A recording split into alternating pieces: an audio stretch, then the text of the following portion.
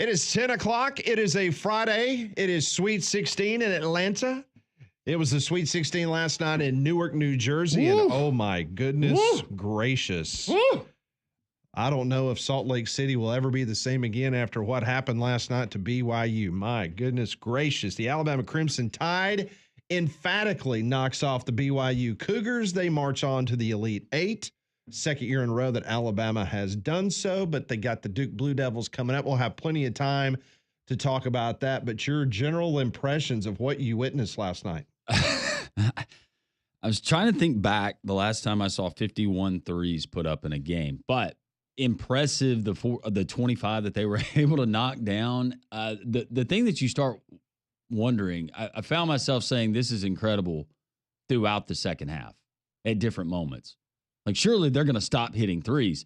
They kept getting good looks, great looks from outside. And to Alabama's credit, they were able to knock them down, whether it was Mark Sears, whether it was Aiden Holloway, whether it was Youngblood with a dagger there at the end. Alabama was absolutely on fire. But then you start asking the question, and not that it corresponds game to game, are they going to have any threes left for Duke?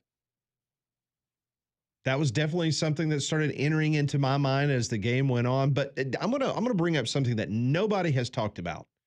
I listened to the award-winning Conrad Van Order show this morning from 6 to 7 that I happened to be a part of for a few minutes, and listening to Mac and Cube with Conrad Van Order. You're doing and Davey great. Mitchell. You're doing great. You're doing great, Thank you. Conrad. But I've heard no one mention this. Do you realize that there was not a foul called until 12:40 to go until halftime? Not one single whistle. Wow. Now that you say that, because I remember watching the game and me and my buddy just going, they're letting them play. All right, let's see how this goes. And it's amazing how they went from letting them play until every little thing with about 12 to 13 minutes left to go in the game for both teams. Yeah, no, absolutely right. It was amazing. So, yeah, that was something that the pace of the game, the first 7.5 minutes, I was like, man, this 175.5 is going to hit at halftime, and I love it. It was almost like BYU on defense. It was whack-a-mole. Every time they thought they knew where the ball was going, Alabama with the extra passer, they got the open looks. One thing's for sure, they're not going to get those kind of uncontested, really good looks against Duke. But for the ones that they do, you got the confidence. If Alabama shoots like that, it won't be that many shots that they put up against Duke. But if they shoot like that, they got a great chance of slaying the Giant. Very good chance. Bama was up by 11 at halftime. The Tide hit 12 three-pointers at intermission. BYU was 1 of 13 shooting threes, and they were making 11 threes per game, so that was big. Mark Sears, who we highlighted before the game, he had struggled. He was 1 of 9 from deep going into the game against BYU. But you heard everybody, whether it was Chris Stewart on this show on Wednesday, whether it was Mike Rodak, Nick Kelly, all the people that cover Alabama, they said, listen, Mark Sears is going to be fine. And he was more than fine last night. Well, and I know that it's been told, well, that's a misnomer. Alabama doesn't live and die by the three. No, they absolutely lived by the three last night. That was their lifeblood, Conrad. That's what they did. But why not? Why not keep shooting those shots if they're falling? And on the flip side, BYU, they could not drop it in the ocean if they tried. Well, and if you heard Nate Oats after the game, he mentioned that, he had essentially told Mark Sears and Holloway, hey, after reviewing the film, these guys like to go under the ball screens a lot, which is going to give you a lot of chances to rain down threes. And if they let you do that, then take advantage of it. And the most shocking thing, and we had multiple people kind of ask this morning, which was, why did BYU never make an adjustment? Because it seemed like they went into the game with, okay, the first weekend, Alabama was kind of Lob City. A lot of the action was down in the paint, and Cliff Amore was a big part of that. They'd struggled shooting the ball, and so you felt BYU went, let's make them beat us by shooting the three. And then when you saw in the first half, they hit 12 threes, you would go, okay, maybe at halftime it's time to adjust. And they seemingly just walked back out on the floor and said, all right, if you're going to keep doing this, we're going to let you do it. And Alabama was more than happy to oblige them last night. Late in that game, I found myself thinking, this is perfect because you have Kevin Young, the head coach at BYU, and he's done a wonderful job, but he's got the NBA background. Mm-hmm. And the offense that they run and putting up a lot of threes and attacking the rim. And I just thought, well, you know what? This is a lot like an NBA game. It was. Very much so. Very little defense, except one team forgot to bring their shooters and the other was on fire. But 113-88, I've seen that before in the NBA. That's a very NBA-like score. That's like a halftime score. 113 is child's play in today's NBA. Well, that's true. That's nothing. That's playoff NBA. I'm sorry. That's right. That's right. So Sears made 10 threes last night. Last night was his 169th game as a college basketball player. He had never hit more than 8 in a game. Saved the best for almost last. Until last night, in which he hit 10. But you cannot say enough. It was not just Mark Sears having an unconscionable evening of just wherever he was hitting. But you cannot say enough about Aiden Holloway and Chris Youngblood, what those two guys did. Holloway goes 6 of 13, Youngblood 5 of 11. BYU finished the night 20% from the three-point arc. 20%. Only 6 made threes last night. And if Alabama had not made a single 2-point shot against BYU, only shooting threes, Bama would have still won the game. So you could take out the free throws, the lobs, the dunks, the short-range jumpers, whatever. Alabama would have still won the game. That's how dominating it was.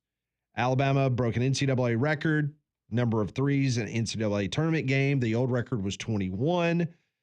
Just for context, Alabama broke a 35-year-old record, which was set by a team that scored 149 points. Bama scored 113, and they broke the record with 7 minutes left to go in the basketball game. And I shared it with you this morning, and y'all can ask him about it in a few minutes. But yesterday on Mac and Cube, we were talking to Wimp Sanderson, and he was talking about a 62-60 loss that he suffered to Loyola Marymount in the NCAA tournament. It was that team that put up 149 on Michigan the next time out. In the next round, they played Alabama and beat them 62-60. So for Alabama to break a record that was set by that team 35 years ago that went on to knock Coach Wimp out of the tournament. That Loyola team was incredible that cool. year. That was, of course, they honored Hank Gathers, and you had Bo Kimball. And was it Paul Westphal? That was correct. The coach out there, and that was just an unfortunate draw for Alabama that year. But yeah, it was a lot like that. It sure was. And I was mentioning to Conrad this morning on the morning show, watching Alabama last night and how hot they were reminded me a lot of the 1985 national championship game when Georgetown played Villanova. Now, Alabama did not have the same number that Villanova had that night in that magical evening of beating Patrick Ewing and Georgetown, because I looked it up. Villanova shot 77% for the game against Georgetown. That's insane. But guess what they shot in the second half against Georgetown? 85. 90%. It was unbelievable what Villanova did that night in Rupp Arena against Georgetown. You want to talk about shocking the basketball world when that happened. But that was the kind of night Villanova had. Bama did not shoot 70 or 90% in either half or whatever the case may be, but they're prolific shooting from the outside. Don't you think that whoever had the Alabama assignment on the Duke coaching staff, don't you think that those guys were popping some Rolaids and Tums last night trying to figure out what they were going to be able to do to try to slow up the Tide? Yeah, I would think so. Again, Duke will have a plan and they defend much better than BYU, but if Alabama even gets half of those looks and they shoot at that clip, Alabama's got a great chance. Maybe they found their shooting stroke just at the right time. It remains to be seen. Well, and you look at, the game that, I know y'all break it down, but what you saw from Arizona and Duke last night, if you're Alabama, you look and you go, okay, yeah, Duke put up 100 points. They shot 57% from three last night, which is insane. But Arizona just scored 93 points on Duke last night. Yeah. So in the sense of, yes, they were a better team defensively than what you had at BYU. Clearly, if you get hot shooting the ball like Caleb Love in Arizona was last night, Alabama's going to have a very good chance tomorrow night. Absolutely. And we'll break down the upcoming game between Duke and Alabama a little bit later in the program. We will talk to Wimp Sanderson at the bottom of the hour. Barrett Slee is going to join us at 11 o'clock from the Braves Radio Network. They took one on the chin yesterday to the San Diego Padres, but the Braves back in action tonight on 690 Jocks 3. Coming up at 12 noon, we're going to go to Newark and we're going to talk to Nick Kelly from AL.com. At 12:30, Mike Griffith, who joins us on Tuesday on the show. He was in Atlanta yesterday covering all the press conferences there at the Sweet 16 of the Auburn Tigers, so we'll talk to him about that. Ty Richardson will join us at 1 o'clock. Mm-hmm. Ty was in San Francisco is in San Francisco. We'll be gentle. We had Give him my love. He's going to need it today. We'll be gentle. We had a check on Ty about 20 minutes ago. He and I were texting after the game last night, very early Birmingham time. And I'll let him tell our audience what he had to do to overcome the horrible Arkansas being up by 16 with 10 minutes left and losing. I think they had the conga line going last night at the Tenderloin.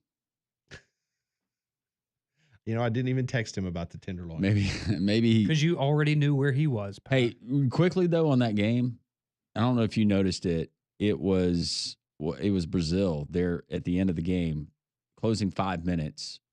Arkansas has got a comfortable lead. He has the dunk, and then he goes to the line.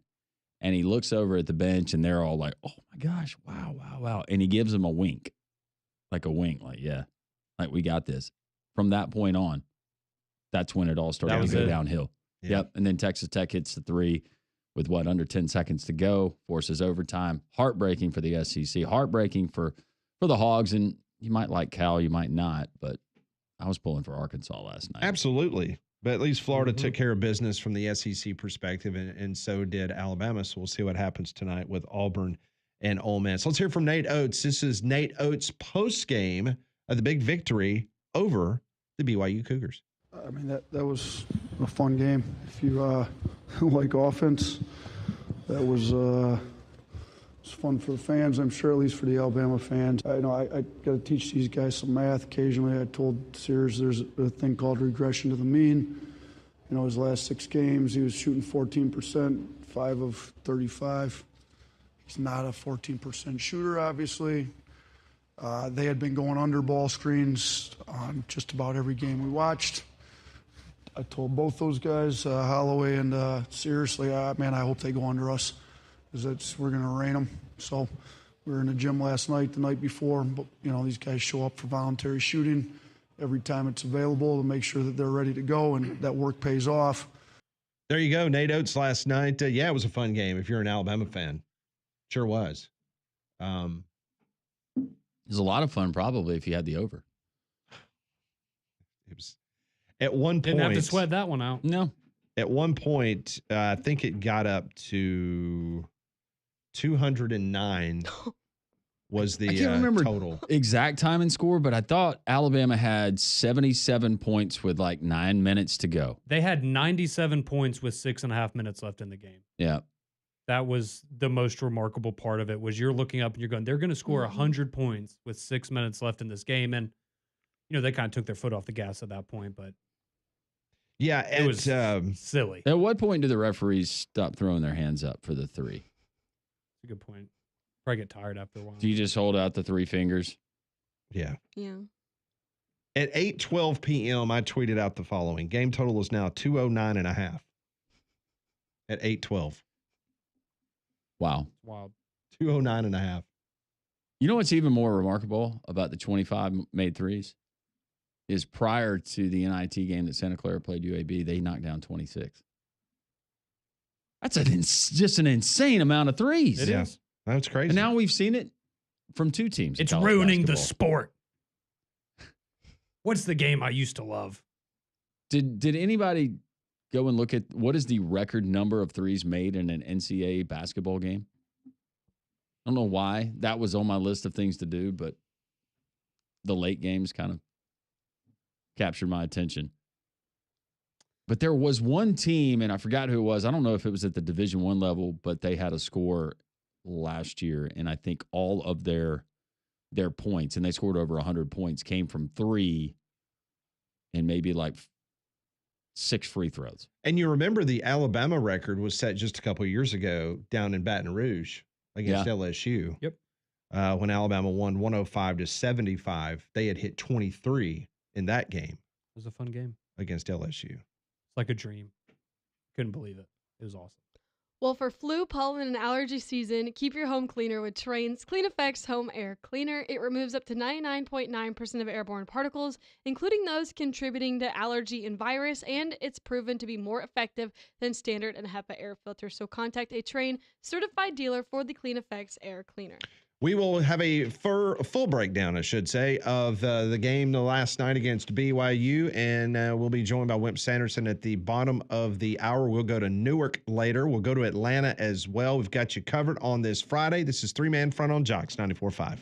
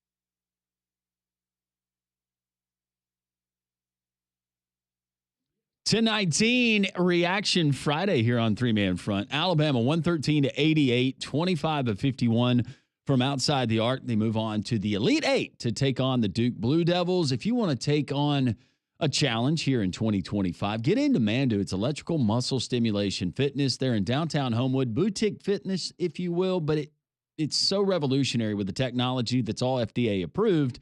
It's got that technology. You're going to go in, they're going to put you into what resembles a wetsuit, hook you up to a machine that has cables that run to the suit, and there's different settings. They'll put you through a 15-minute workout because of that technology and getting into the deep tissues, the deep muscle tissue. It's a 15-minute workout, the equivalent to 6 to 8 hours in a gym. That's what makes it so great. That's why so many people that try Mandu stick with Mandu. You can try it as well. Your first visit is free, and Paul and his training staff will actually put you through the workout, and you can decide if it's right for you. Mandu in downtown Homewood, MANDUU.com, MANDUU.com. Mandu in downtown Homewood. Make sure you tell them Landrum from 3-Man Front sent you. So Alabama's 113 to 88 victory last night. That was the talk of college basketball. Jay Billis, one of the major voices in college basketball for ESPN, he went to social media and posted this last night after the win. Alabama. I mean, holy cow. 25 threes, 113 points. It was 7 minutes left to go in the game against BYU. I was thinking, 7 minutes, BYU's got 79 points. I mean, that's a lot of points. Now, Alabama had 100. It was unreal. And earlier today, I was on a radio show. I think it was Paul Finebaum's show, talking about Alabama. And I was saying, one thing in basketball I've never been able to figure out, I don't know who has, is when a hot streak begins and how, and when a hot streak ends and how. And I talked a little bit about Mark Sears, that as effective as Sears has been, last 5 games or so, he hasn't shot it as well as he's capable of shooting it. And I think over that period, he was 5 for 35 from 3 and still doing great things on the floor, but just not shooting the 3 very well. And then against BYU, he makes 10. 25 threes in a 40-minute game is outrageous. And they were 25 of 51. Alabama is playing great, and they actually defended really well. That was unreal. What a performance by Alabama. And that's got to put a little trepidation into other teams that are still in it. Amazing performance. Yeah, like your Duke Blue Devils. That's what I'm saying. It's interesting because the next opponent is his alma mater, the Duke Blue Devils. Now, I want to go back to something you said about the Alabama defense. So St. Mary's, they had some bigs down low, but they're a team that also tried to shoot the ball, not as much frequency as BYU does offensively. But St. Mary's was 0 for 6 in the first half against Alabama, shooting 3-pointers. And then you take into account that BYU was 1 of 13 last night in the first half. So the last 2 opponents in the NCAA tournament against Alabama has shot collectively 1 for 19 from beyond the 3-point arc. I will go ahead and go out on a limb and say that Duke will not only make 1 3-pointer against Alabama tomorrow night. But it goes to the fact that Alabama has defended the 3 much more than what they did during the regular season. Did you realize that as of this moment, Alabama defensively, they hold their opponents to the 13th lowest percentage of shooting 3-pointers? Did you realize that? That is much less than Duke. Duke is 36th in America at defending the 3, where Alabama is 13th. Now, maybe you can throw in all these numbers because the way that Alabama's offense, the transition and things of that nature, maybe they don't have to defend as much the 3, whatever the case may be. But I think Duke's going to have their hands full tomorrow night. That doesn't mean that Alabama is going to have the kind of night that they had last night against BYU, but just looking and diving into some numbers, not to mention the fact that Duke only played 10 quad 1 games the entire season so far. Alabama's played 17. And that's what we talked about, Landrum, from the get-go, is how much that this conference schedule is going to help Alabama and Auburn down the stretch. Well, in the matchup, who draws the assignment of Cooper Flagg? How does Alabama try to take him away? Can you have your best player in Mark Sears he doesn't have to knock down 10 threes, but he has to be more Mark Sears-like, and that was a good indication of what we got last night. Maybe that carries over into Saturday, that'd be Saturday, right? But who's going to take away Cooper Flagg? You can't take away everything that he does, but making things uncomfortable. But I go back to Alabama. Yes, they've been good at defending the 3, but St. Mary's, they had some good looks. BYU had some good looks. For whatever reason, those 2 teams, they couldn't buy one. That was more surprising with that BYU team struggling from the outside. But it was just a perfect combination, the perfect storm for Alabama. And maybe they ride this and this momentum into a game with a lot of confidence and saying, you know what? It's us again. Nobody expects us to beat this Duke team. Let's go out. Let's play loose, and let's see what happens.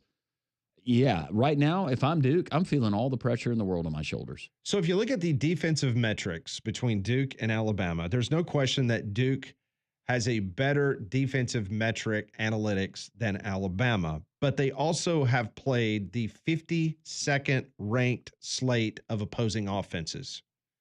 Alabama has played the number 1 ranked offenses in college basketball. And that goes because when you play the likes of Florida and Auburn multiple times a year, and the ACC was complete trash. I mean, there's a good reason why Alabama it was garbage this year. Is the opposition that they have played is number 1 offensively, while Duke has played the 52nd toughest schedule against the best offenses in all of college basketball. And BYU, by the way, was a top 10 offense last night. Yeah. They just did not show it against Alabama.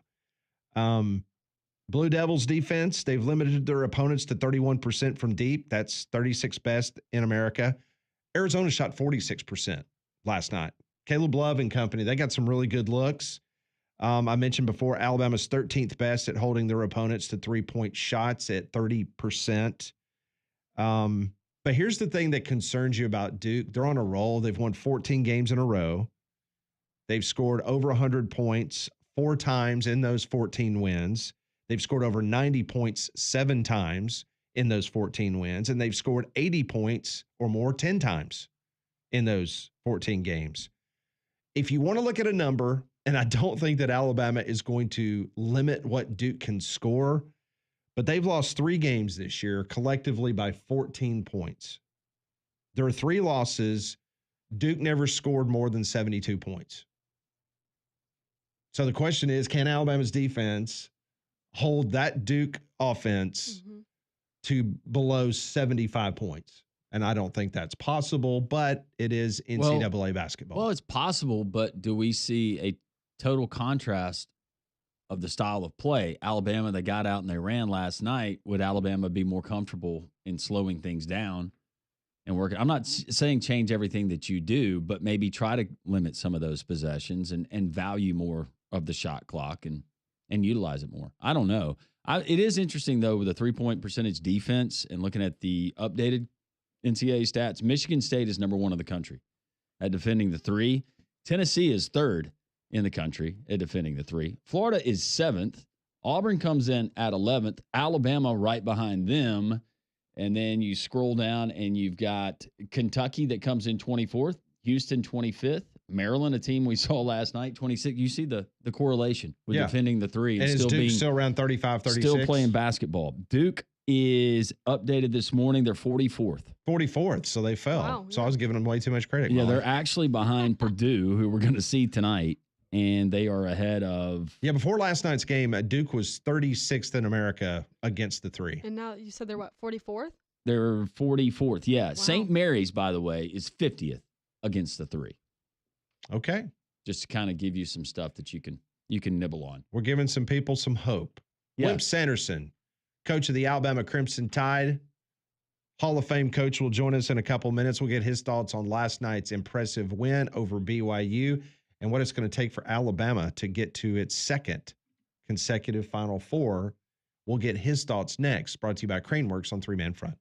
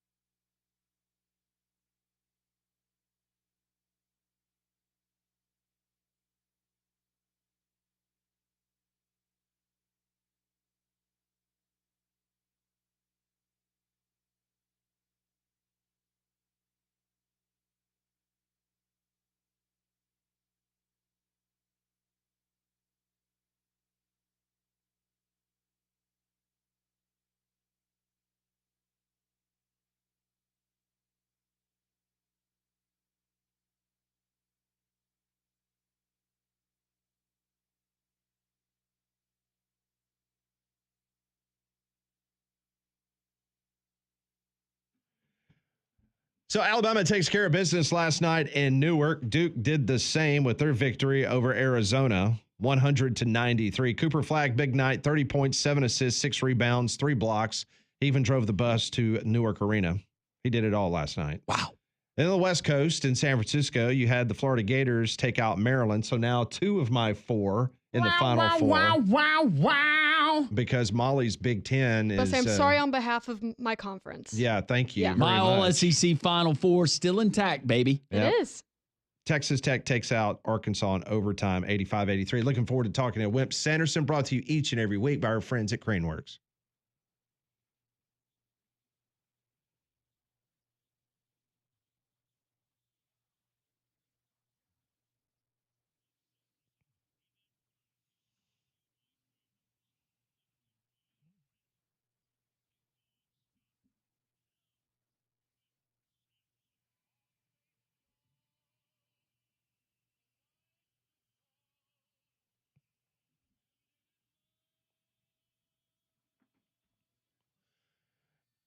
And joining us now on the Higginbotham Hotline, Coach Wimp Sanderson. Coach, your instant impressions on last night performance by Alabama. How'd that game turn out? Oh my! Great garden seed. Great garden seed. 25 cotton picking threes. And I'm gonna tell you a secret. Shooting the basketball is a skill. You got to be skilled to do that. Yeah, no, not just any goober can get out there and shoot the basketball. The defense was not right. And I want our listeners to understand, you guys really have done a good job in going over stats and so forth and so on. The game is going to take its own personality, regardless. You know, one day it rains, next day it's sunshiny. Mm-hmm. One day you're good, the next day you're not. But I just think that you have to, you know, here's what happens to our listeners who don't really understand. They go and they screen you. And so you either got to, if you go behind that screen, it leaves a guy with the ball a chance to shoot.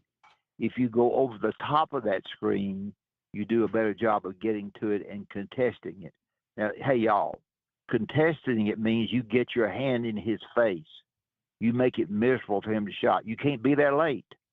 You can't be there. But if you're late, let me tell you what we used to do when we were late, and I'll hush on this.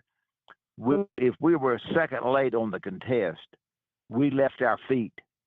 We left our feet and went after the shooter. You're going to say to me, well, he dribbled by you. I told the guy, when he dribbled by you, pick him up. Pick him up. He was already fixed to fire that thing. He couldn't dribble by me. But we left our feet. We had a bunch of, as you know, when I was coaching, a bunch of minority leaders, jumpers, guys could really play. And that's what we did, and it was good. So anyway, the Alabama was great last night. They have a chance to win. It won't be easy. The game will be based on the abilities of Duke to defend them. They will defend them better than anybody because of what they saw last night. They be talked to them pretty easy. They can understand that. So should be a great game. You two guys, and I will hush. You two guys kind of like to look at the odds. Can you believe that Alabama's 6.5? I thought it was going to be 3 or 4, Coach. To be honest with you, when I saw it come out, I said, "Ooh, okay." Yeah. Seems a little rich. Get me a load of that's what you said. Yeah. That's exactly what I said. Yeah, both of you said get me a cotton picking load. No doubt. No doubt. Yeah, thank you very much. Yeah. So it shocked you too. Yeah. Oh yeah. Okay. Yeah. Coach, you're not trying to coach Nate Oates' team. Let's establish that, okay? But Yeah, Coach, I'm gonna ask you, what are we doing about Cooper Flagg besides kidnapping him and hoping he doesn't show up to the arena? Food poisoning. That's what I'm hoping for. what we tried to do was we guarded him without the ball, and that I mean I took 2 guys, and we called it our white defense. It was what we just referred as we have a red defense and a white defense. We took a guy, and he kept trying to do everything he possibly could to keep the ball off Cooper, make Cooper really work. He turned his back to the ball. He forgot the ball and worked on Cooper. And he went at it hard. And when he got through it after 8 minutes, I put in another guy. I took 2 guys and alternated them. And I told our kids, when we win this game tonight, these 2 guys are going to get the credit. And so that's what I would do. That's what I do on Mark Sears. I would guard him without the ball, not with the ball. You can't guard him with the ball. You got to guard him without the ball and make him work to get it. When you try to get the ball and you work to get the ball, then you get it some and you score some, but your legs get tired. And when your legs get tired, you don't shoot it as well. But that's what I would do. That ain't nobody else much does that, but that's what I do. In regards to the defense, did I see last night? It was kind of late, but second half, I think BYU tried at that point in time to play some type of box and one, maybe in a zone the rest of the way. Okay. Yeah, a little bit of zone. They tried to play a 2-3 zone, but let me tell you something. If you play zone, I think you can play zone some. Nobody else does. I think you can, but you have to get to the shooter. You know where the shooters are. There are times that there's not a real good shooter on the other team, and you know that.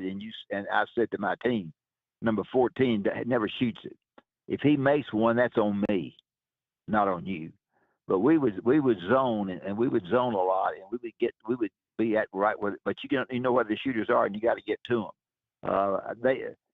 He's walking in. The head coach is walking in there with his pad. I could see him. And I thought, throw that pad away. You ain't got to have no pad. You got to tell these goobers to get over the screen and get to the guy. You know something too that surprised me a little bit. I'm talking too much. But no, you're not. No, this is great stuff. Well, I was surprised the way how poorly BYU shot it as far as their rhythm of the shot. Now, Alabama made them work some defense, made them work on offense to get the shot. They didn't get very good looks, but I didn't like their rotation on their shots much. They had one guy that could shoot the lights out of it. But when I think of a 3-point shooting team, I think of Florida and Kentucky. Florida and Kentucky are 3-point shooting teams. I just didn't look at BYU as that way. I'm not taking anything away from Alabama. That boy, Nate's done a great job. They're good. They got a great chance to beat Duke. So I won't say all that stuff when somebody calls in and jumps me. But they got a great chance to beat Duke. It would be a tough game. But I just didn't think BYU. I didn't like the way they shot their threes as well as I thought I would. So I don't know. No, Coach, and you alluded to this last week, and I asked you something that maybe we don't think about that affects these teams in tournament play, and you said rest and recovery. And I heard Coach K on a podcast that he did, and he said everybody talking about the Sweet 16. He said the challenge is if you win that Sweet 16 game and you're the late game, especially after you get done with media, all of that, you get something to eat. It's a really, really quick turnaround. Maybe it favors the team that played earlier that night. Could you maybe go into that a little bit further? Well, you can, and you're at a foreign place, and you're allowed to go over there and shoot some. We had the SEC tournament one time in Atlanta, and because they wanted to get off a home court advantage in the SEC back then. I took my guys down in the big ballroom of the hotel, and I taped the court, and I went over what we were going to do, and everybody else was over there shooting. We didn't shoot no shots. We went in there and walked through how we were going to do what we were going to do. I let one of our coaches go through the defense with them. We talked about the offense, and it helped us a great deal. I think rest is very, very important. You've got to have live legs. That's the reason I say if you face guard their best player and really face guard him the whole time, he's going to get tired. He's going to score some, sure. He's supposed to, but he ain't going to score 30, and he's going to be tired. So I think that the rest and recovery is important. Yes, it is. There's no doubt about that. Now, when February, I would practice 45 minutes to an hour. Never hardly over an hour. When we went hard, but we went and we had fun. We tried to have fun during that hour. We're gonna be in there and get out of there, and we're gonna get out of there quick. Bobby Lee Hurt used to come to me all the time and say, "How long is practice going to be?" Say, you get mad at most people. I get not Bobby Lee because he had a date or something. He's in a hurry, and I didn't care because I knew for an hour he's gonna practice his fanny off. Coach, He wore his tail off. and Coach, Go in your ahead. preparation throughout your career, was there one team that was similar? I know it was completely different back in the day because of the way the offenses have changed dramatically over the course of the last few years. Kids pulling up for threes on, when they should be taking an easy layup, that type of stuff. But was there a particular team that you had to try to prepare that would remind you of what Duke has got to try to prepare themselves for Alabama? Well, the biggest one was Loyola Marymount. Right. And I guess I talked about that the other day. Of course, you always got new listeners, and we did win 2 games and then go stay in California and play them. And they had scored against Michigan the game before 144 points. And in that particular game, that game comes to my mind. There are other games. Kentucky had some games that were hard to play them, and we decided that we would just try to do the very best we could to shoot a good shot and kind of hold the basketball a little bit, and did. And I was never ever said a word of bragging about getting beat 62-60. Did I do the right thing? No, I got beat. I got beat 62-60. I thought I was doing the right thing, but I didn't. I got beat. And so they come to mind. A lot of Kentucky teams come to mind. Nothing like Alabama. Alabama's different. There are most coaches, and I was one of them. If you shot a 3 and you thought it was a bad time to shoot it, you wouldn't really want your guys to shoot it. Nate Oats not like that. If you got a basketball, you can shoot it. And I think that gives them more confidence. I think there's no doubt. That makes the crowd bigger at the home games because everybody likes to see people shoot threes. Yeah. So he does a much better job than I did. A lot of coaches did when I was coaching, because we'd say, "Now we got to get a good look. You can scratch off a good look and forget that. They gonna take it. If they get a look, they shooting it." So and the other factor too. Here's what you got to do. You in this game. You have to defend Alabama, and when they shoot it, you have to rebound the basketball and not give them a second one. If a team does that, they'll hurt Alabama some. They won't, it could beat Alabama, may not. But you got to defend them better, and you got to get the cotton picking the defensive rebound. Not so much to run the break, but just to keep them from getting a second shot. Coach, I want to go back to that Loyola Marymount game, as you mentioned. Yeah. I'm sorry, but I find this this fascinating, just the way you approached it, because I'm sitting here looking. I mean, they shot 34% from the field, and they shot only 25% from deep.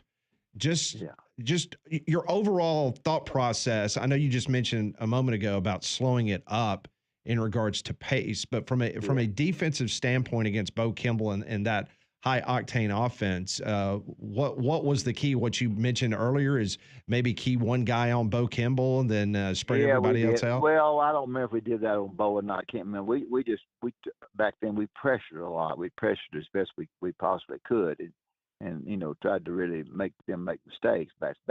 But we had a good team, and did I do the right thing? Probably I didn't. But they had just scored that way all the time. And I call coaches, and I've said this on the show, but y'all got new listeners. I call other coaches who had played them because we were there for a week and drove down to where we played them. And so I didn't know he was going to play them. I didn't have any film or anything. I think you finally got a little bit of film. But every one of them said, "Wimp, don't you go in the running, jump and running guns, those booger bears. They're different than anything you've ever played." And so I took their word for it. And when I first started the game, we got I think we got down 10-6, and that was a timeout. And when the timeout, I was facing my team, and I was also facing a bunch of Alabama people. If they could have fired me then, they would have fired me. So they wanted me to go fast. They want me to do this and all that. And we was down 10-6. And I'm thinking to myself, they can just come fire my ass. I ain't worried. That's the way I'm going to play, and that was it. So. Coach, we're gonna keep you for a break if you can hold through it. We want to get into Auburn and Michigan, the matchup we have tonight, and the other SEC teams in play. Yeah, sure. We'll continue with Coach Wimp Sanderson, presented by Craneworks here on 3-Man Front and Jocks 94.5.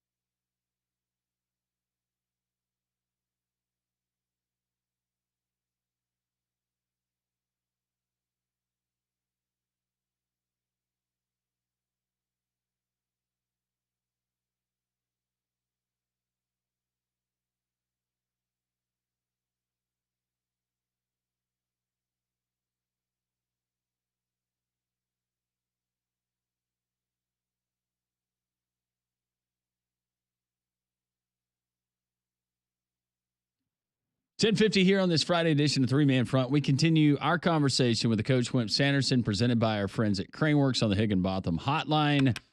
Coach, we talked plenty about Alabama, the game last night against BYU, and then the upcoming matchup with Duke. Auburn tonight takes on Michigan in the nightcap, almost 10 o'clock, the tip time by the time they get started there in Atlanta. What are some of your big picture perspectives on this game? The one thing that Broom does on that as you face the basket, he hits on that left side, takes that shoulder and turns to the baseline and banks that shot in there for easy shots. I don't know if they'll try to keep him from getting that spot or not. They could almost, those two big guys, whoever's guarding him could play behind him and affect his shot. But they might try to play in front of him when he gets on the left-hand side of the goal so that he can't catch the basketball.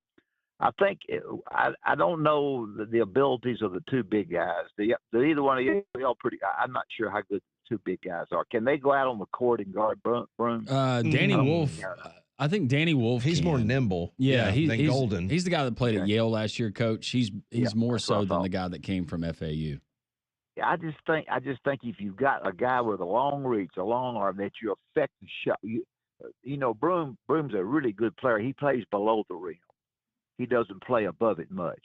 And so my point is, if you've got a guy that's defending, he has a chance to affect Broom's shot a little bit because of he can't get the thing off, he misses it, so forth and so on. He's got so much pressure on him trying to score, he can't do anything. So that's a fact. I think the two big guys are a factor. Michigan is they're not bad. They got the guy coach down at Florida Atlantic and Mike Davis, and I think he worked for Bobby Knight because he and Mike Davis were together some, but Mike was with Bobby, and Mike of course played for me. But I think it's going to be not an easy game. There is also who is it on Michigan's team that has Auburn background? Trey Donaldson, the point. Trey Donaldson. He's gone over everything in the world that Bruce Pearl and them do. That doesn't mean anything. It doesn't hurt. It doesn't hurt to know a little bit more about your team that you're going to scout them, and you're going to know a lot about scouting them. But if you got a guy that's been there, knows what's going on, can give you some thoughts as to what hurt them when he was there. And boy, that's important. So, I'm sure he'll do that. And I think Michigan will play them. I don't think Michigan can beat them. The one thing Auburn has done is they shoot good shots at the right time. They don't shoot many bad shots. They shoot timely shots, and they make timely shots, and they're good very good defensively. So I think it's a tough draw, but I think Auburn's got a great chance to win. I'd rather be playing them than they had Michigan State. Yeah, there's no doubt about that. I don't want to be down for 0. I don't play on Michigan State. Did you have a good relationship with Tom Izzo, by the way? I just knew him a little bit. I played up there one time when I was in Little Rock, and we played a swap opponent game. And I played Pepperdine and beat them. We didn't ever play him, but I don't really know him that well. I like him. Somebody was asking me the other day about basketball coaches. I said, well, I know some of them, but I knew more football guys. I was at Alabama 32 years. Every Booker Bear came. They got to think of all the guys that were assistant coaches in football that got head coaching jobs. You were just from Pat Dye 8 years to Phil Cutchins to Pat James. I just knew more football guys. Well, Coach, great breakdowns today, and you're the best at it. We learn a lot every time that we talk to you. Our friends at Craneworks, though, they make this visit possible, and they've been so instrumental in supporting athletics and supporting people not only here in the state but around the Southeast. Well, David Upton and Craneworks absolutely is a terrific company. They'll come in and build up, they'll tear it down, whatever they need to do to help you out. They got the great equipment to help you. They've been doing it for 30 years. They got trained operators that come with them. They're in Nashville and Mobile and Huntsville. I tell you what, dude, don't listen to me. Check them out on craneworks.com, and you'll see exactly what they can do. And they do some work with rental works, and they'll bring an operator if you want to rent something from them. You think you're smart enough to do it. I couldn't turn on the lights myself, but if you can, I can do it. But if you want to try it, they'll come and bring an operator, and they'll do a good job with you. I really enjoy y'all's show. Y'all do great. I listen to all the stats y'all give, and it's good and interesting. And I think Alabama's got a good chance. I don't know, but that's the way I would guard Cooper Flag. I'd face guard his butt and not cut down on the number of times he catches the ball. But when he does catch it, he had to work to get it. That sounds good. That's it, guys. Hey, Coach. By the way. Hey, wait. Before you say something, I think I know where you're going here. I wanted to congratulate you. Opening day win against the Royals, 7-4 in 10 innings. Congratulations. Yeah. And I heard y'all say good luck to the St. Louis. That's right. I heard y'all say good luck to the Braves. Mm-hmm. Nobody said good luck to the Cleveland Indians. Not one person. Do you realize that you got a guy on this show who saw Satchel Paige pitch in person? That is amazing. That is great. Larry Doby in a game against Washington played shortstop for 2 innings. That's amazing. Well, the reason why is because Molly's a Detroit Tigers fan, and she doesn't want us to talk about the Cleveland Guardians. Well, sorry. Well, we don't use that word Guardians. I wouldn't either, Coach. It's a terrible name. That's absolutely. The front office didn't have no you-know-what. No. They didn't have they didn't. No. You're right. No. All right, my Cleveland Indians are going to be good. All right. Thank you, guys. Thanks, Enjoy it Coach. always. All right. Bye. Coach Wimp Sanderson on the Higginbotham Highline. You deserve solutions that are built for you. Higginbotham's your one-source solution for insurance, financial, and HR services.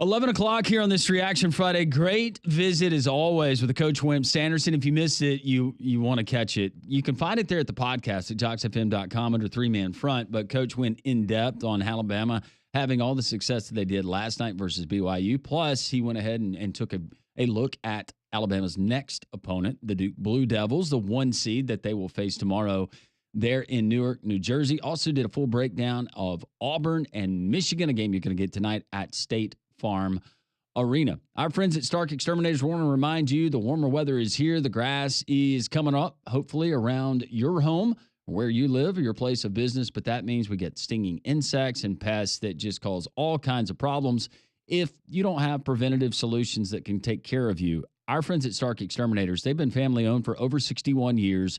One of their great professionals and team members is going to come to your home or your place of business or both and inspect it thoroughly inside and out and do what they did at the Roberts home over 2.5 years ago and come up with a customized, tailor-made plan for you.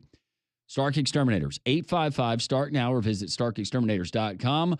Call them today for your free home or business pest inspection. 855-STARK now or visit starkexterminators.com. And as always, tell them Landrum from 3-Man Front sent you. So yesterday, the Braves opened up in Southern California against the San Diego Padres. Unfortunately, did not end well with the Padres winning 7-4. One of the voices on the Atlanta Braves radio network. You can hear him pregame and postgame here on the Jocks family of networks. That is Barrett Salee joining us here on 3-Man Front. Barrett, not an ideal start to the season, but there's 161 left. You did great. You played great because I listened to every bit of it. Well, I appreciate that, and that's I'll send you some money via Venmo, Landrum. It's not necessary, friend. Oh, come on. No, But you no, did. it was. Thank you, I appreciate it, but it was not the hope or not the start the Braves hoped for. But and I know folks are piling on Hector Neris and to an extent Brian Snitker. That game would have gotten out of hand had the Braves not had 2 home runs robbed from them. It's one of those things where a couple of plays here and there always tell the tale in every sport, to be honest with you. And had Ozzie Albies and Drake Baldwin not been robbed, that's a whole different ballgame. The Braves would have won, and I think they would have won by a big margin because Snit would not have used Hector Neris. He would have used somebody else, and the lead would have been, I think, they have a 5-run lead. So, it happens, but not the whole. I think we have enough time to dig out of this 1-game hole. Yeah, I'm like you. I look at the 4 runs and kind of the come apart inning, but I look at some other things and look at the Braves keep hitting the ball like they did. And I was actually impressed with what they were able to do with 2 outs yesterday, Barrett. But they keep doing that, they're going to be just fine. And Pat always reminds me that it's a marathon and not a sprint. But I thought Chris Sale, for what he was able to do and kind of coming back after a little bit of a shaky start and returning to more like a Chris Sale-like form, that was really good to see. Dylan Lee coming in and doing the job that he did in cleanup. But I thought throughout the Braves lineup, and the way that they attacked a guy in Michael King and chasing him early, that's going to be a recipe if they can do that for the majority of their games this season to have success. Yeah, and Tim Hires and really the entire staff harped on being patient at the plate all spring. And, it wasn't just that Michael King was ineffective. It was that the pitch count was way up there. I mean, way up there. They took a lot of walks. They were patient at the plate. And, I think, again, it's just that's what you want to see. And I think moving forward, you're going to see a lot more of that. And, in a 4-game series, taxing a bullpen matters in game 1, especially early in the season. So, there were some bright spots to take out of it, and it is a marathon. It's not a sprint. I was excited to see Jurickson Profar and what he was able to do. Ozzie was 1 for 5. Didn't feel like it. It felt like, Ozzie was, on point and he was. So, it's not ideal, but a lot to be excited about. And Chris Sale, he did not have it early, but to buckle down the way he did, go 5 strong, strike out 7. It didn't look like that was possible after the first 2 innings, really. So, I think he'll still return to form. It was his 6th opening day start. You'd think he'd be a little bit more prepared, but I think he was a little gassed up early. And once he settled down, I think he was back to his old form. So 5 strikeouts, 5 of his strikeouts were on sliders, and I think that's where you need to be if you're Chris Sale. He had 7 punch outs, 5 of them on sliders. That's his out pitch, and it worked. It just didn't work early. Talking to Barrett Sallee from the Braves Radio Network here on 3-Man Front. You just mentioned something about it's early season. It's 1 game, but it always seems like we talk about it, whether it's college football, basketball, managers in baseball, they're going to get the brunt of the criticism. Was it the fact that maybe the question of how he's running the bullpen from yesterday? Like what is the number one, complaint of Snitker after day 1? Well, I mean, Braves Twitter and Braves Reddit want to fire Snitker right now. For 1 game. I look, it didn't work out with Hector Neris yesterday. He's still supposed to be that guy, and he has been that guy. He's successfully been, a late innings guy throughout his career. He didn't have it yesterday. That's going to happen. So if everyone's freaking out over bullpen usage, like who did they expect to be in that role? I mean, that's what he's on the roster for. If it consistently goes that way, okay, yeah, you shake things up. But the idea that Daysbel Hernandez might have been a better option, sure. I mean, maybe he was that day, but he's still going to have nights like that too. But it's the football mentality, of fans. This would be like if you're criticizing Snicker and you're criticizing the Braves right now, it would be like criticizing a football coach after a half of a series, right? Like after 3 plays. Well, why did you do this? Run the ball, Bobo. Like, it's just like, come on. Let's just chill out, let the things play out. But bullpen usage, okay, fine. It didn't work yesterday. It doesn't mean that Snicker mismanaged the bullpen. It's just that it didn't work. Well, and when some of the pitches that Neris had, he was just missing. And I think the stat when he was with the Astros last year, I think left-handed hitters were they hit like one. It was in the ones. It was under 200. Yeah. So yesterday, I kind of took it like you. I think Neris, he should be fine. Yesterday was just kind of the anomaly. It was just one of those weird things. Well, and I wonder. I was thinking about. I didn't say it on the show, but I was thinking about it. I wonder if umpires, I know the replay system isn't in effect this year, but I wonder if it had an effect on how they call games. How they're a little bit tighter, especially early when they don't have that system and they're kind of accustomed to it. I wonder if you're going to see that early in the year with umpires with tighter strike zones. Because Neris, look, he's a power pitcher. But there were some on the edge of the plate that really could have gone either way. All right. Who was it? The guy behind the plate. Yeah. He's going to frustrate a lot of teams this year. Yeah. So you wanted the challenge instituted yesterday. No, I thought he was one. I thought he was bad on both sides. Michael King was pissed one I think it was the second inning. Oh, he should have been. It was one of the best backdoor cutters I've ever seen. And it was a strike. And he looked at the umpire like, dude, I've never thrown a pitch that good, and you call it a ball. Yes. All right, so tonight it is a 7:25 pregame show over on our sister station, Jocks 3, 690 a.m., as it's game 2 of the series against the Padres. Lopez against Dylan Cease. Give us a preview of that one tonight. Yeah, I'm interested to see how Smith uses Lopez because he has harped on him not having any restrictions, not having a governor on things. Whereas last year, even late in the season, they were still pretty careful with him once he started getting up in that 150, 160 innings pitched range. So the governor's supposed to be off on him. So I'm interested to see how he uses him. I'm surprised the Padres didn't use Dylan Cease as their opening day starter.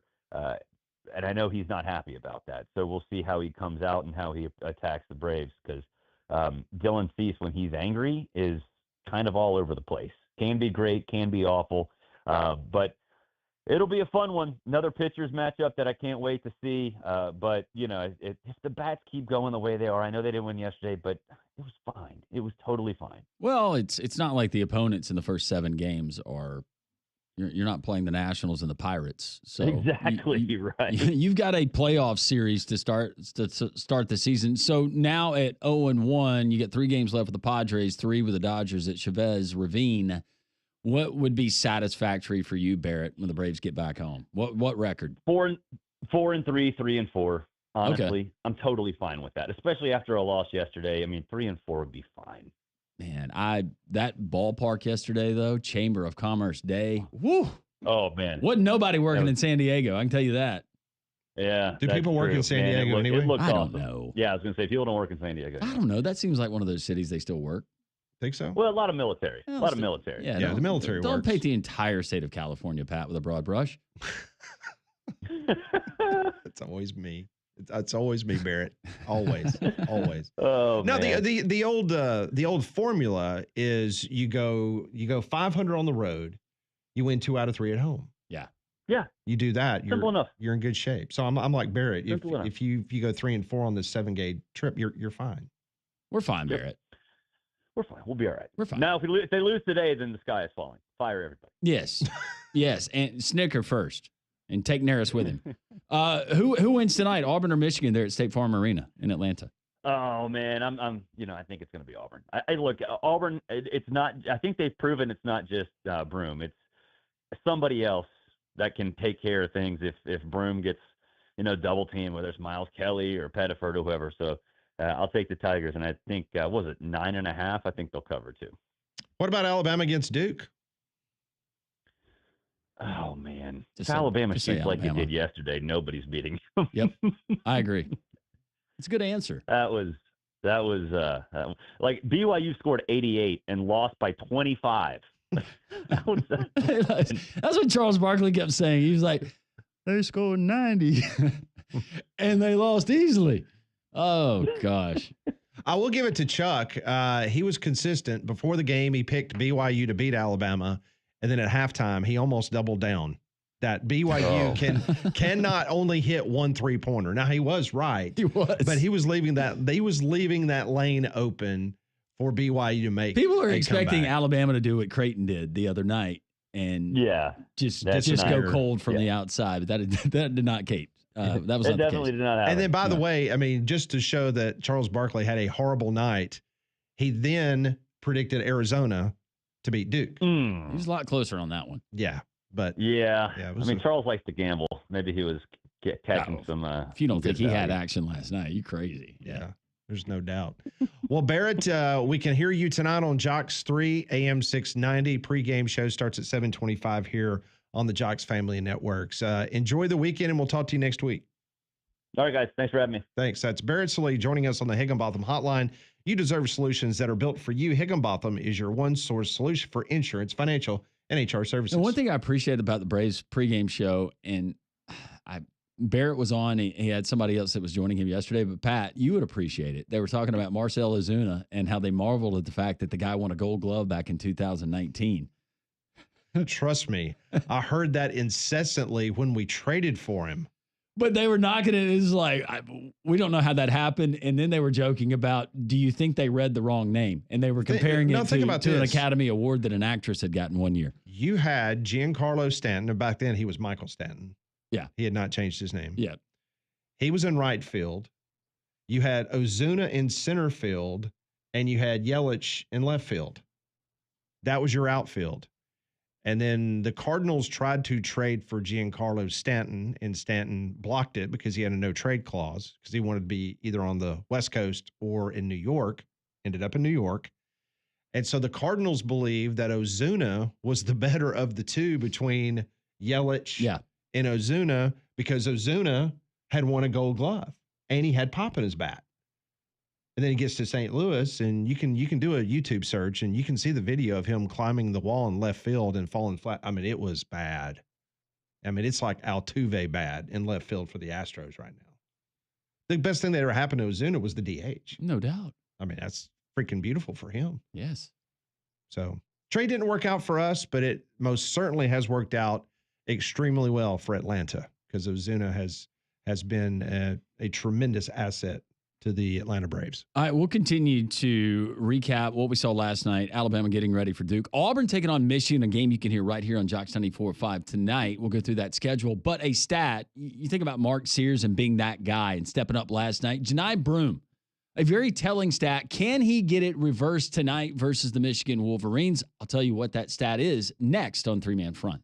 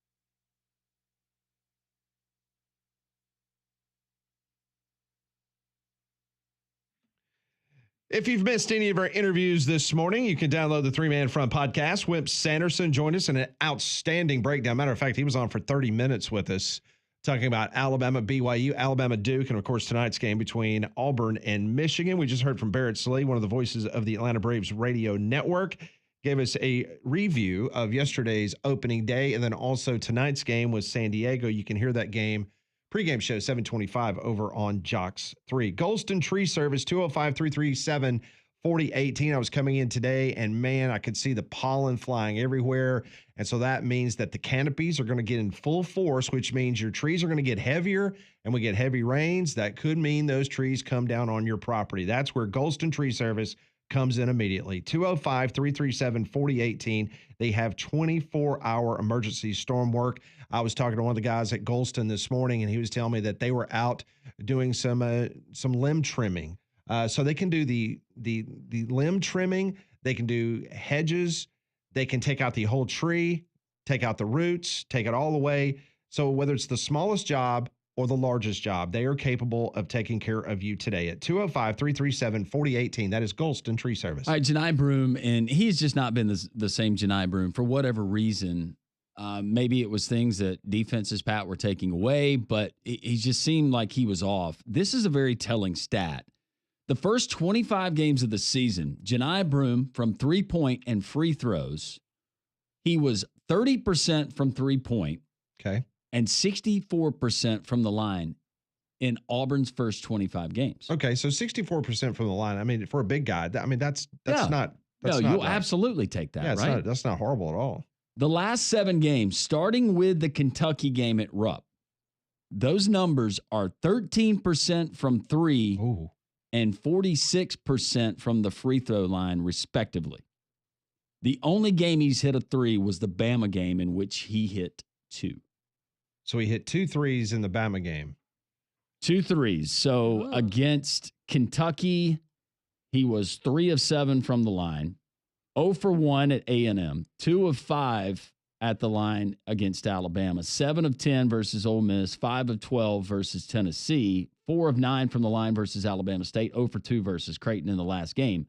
But yeah, the 3-point shot, and Auburn doesn't have to have him taking 3-point shots. No. But that just kind of gives you an idea. Very telling the last 7 games. And maybe it's something going on with the shoulder. And somebody brought up to me, there was a game where it looked like he had to go out and he was favoring the shoulder and it scared him. And maybe it had popped out and it popped back into place. I don't know what's going on, but he hasn't been the same presence on the floor. And you mentioned, I think you gave us a sample of 7 games at the free throw line. Yes. 43%. Is that right? The last 3 games, he's 9 of 23 from the free throw line. Yeah. That's 39%. Oh. In the last 3 games, which would be SEC tournament and then the first 2 games of the NCAA tournament. And tonight might not be the, hey, Janai Broom, this is the night where you're going to be more Janai Broom-like and dominate down low just because you got 2 7-footers and they're going to try to take him away first. It might be more of the inside-out game and just take what you can get. But I think more about tonight about Janai Broom. They don't have to have him scoring in the mid-20s. No. Janai Broom's just got to be solid in sealing off their bigs, whether it's Golden or whether it's Danny Wolf, and playing smart basketball and distributing because he's a heck of a passer. Well, Auburn has proved time and time again, even when Janai Broom went out hurt, Auburn's got plenty of dudes that can pick up the pace. I'm not concerned with that. It's just the fact that he is one of the best players in all of college basketball, and he has not played what he has played for the majority of the season, whether it is an injury or whatever the case may be. Auburn is a team that is close to invincible, in my opinion, if Janai Broom is playing the way Janai Broom was playing midseason. But when Janai Broom is playing like the rest of college basketball and he's shooting 43% from the free throw line and he's not hitting shots from the outside, then all of a sudden he becomes very pedestrian.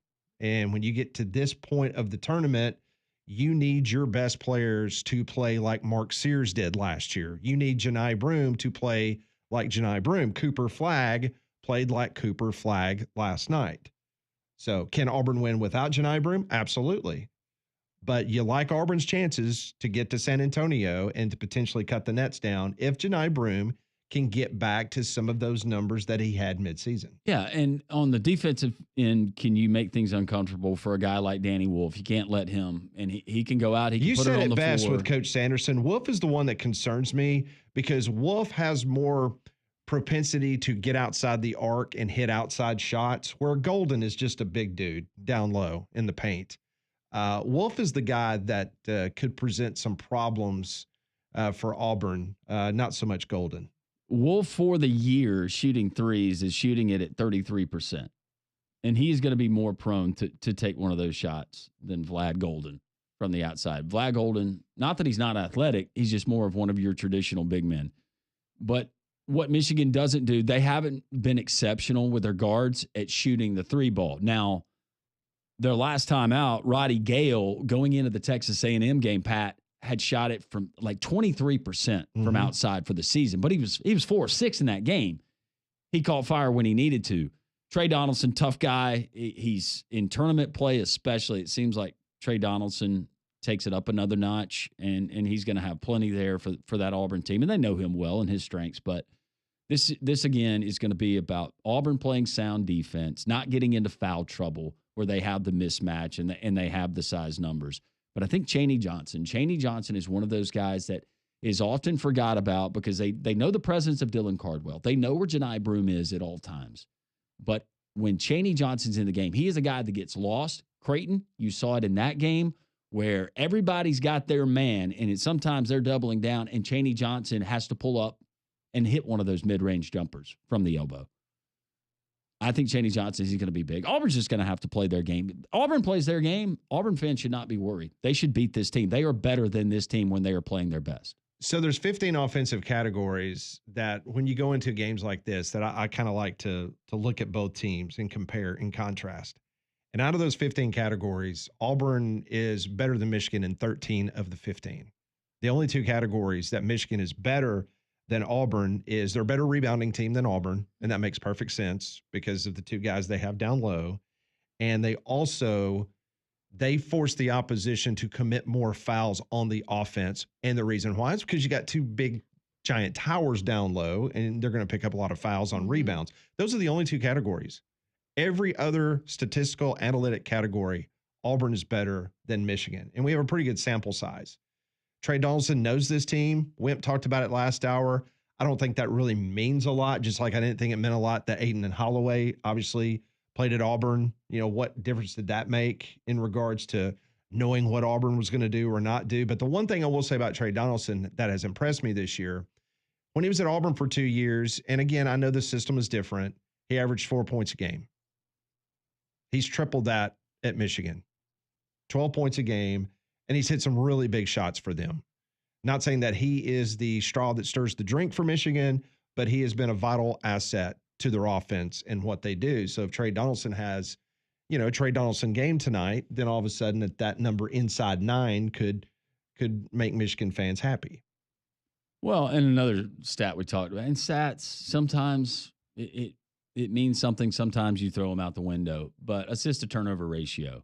And if Auburn can create turnovers, if they can get points in transition with some of those easy buckets, and we've seen that at times here in the tournament, you like to see more. And so of you it. mentioned that, and that was one of my categories. Auburn only turns the ball over 9 times a game. Michigan 13, almost 14 times a game. So once again, that's giving up 4 to 5 more possessions to your opposition based on what Auburn can do and what Michigan can do. So that's huge, what Landrum just mentioned, the points off turnovers. As a matter of fact, assist to turnover, if you want to get really geeky about it, Michigan is 182nd in the country. Assist to turnover rate. Auburn, meanwhile, is 5th. There you go. There's a reason why Las Vegas has Auburn as a 9-point favorite. They look at these numbers. Yes.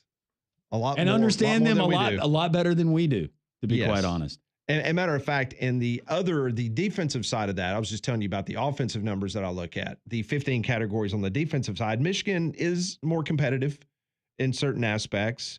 They hold the opposition to fewer free throws during a game than Auburn does. Free throws attempted down based on their defense to their opposition. Michigan has more blocks than Auburn. Makes sense. Two big dudes that you got down low, and it goes back to the turnover. So those are the only areas defensively that Michigan is better than Auburn.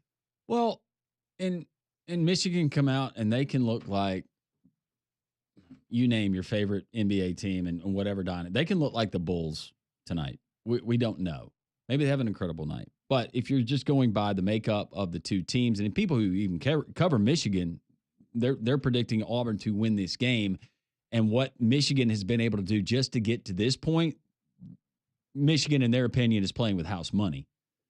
But I think for this Auburn team in particular, now having the reset, getting through that first weekend, getting that monkey off your back of making it through the round of 32, come in, you're going to have a big contingent of Auburn fans inside of State Farm Arena. You've been preparing for this opponent. Forget about the next one, but you just want to see Auburn playing at their best.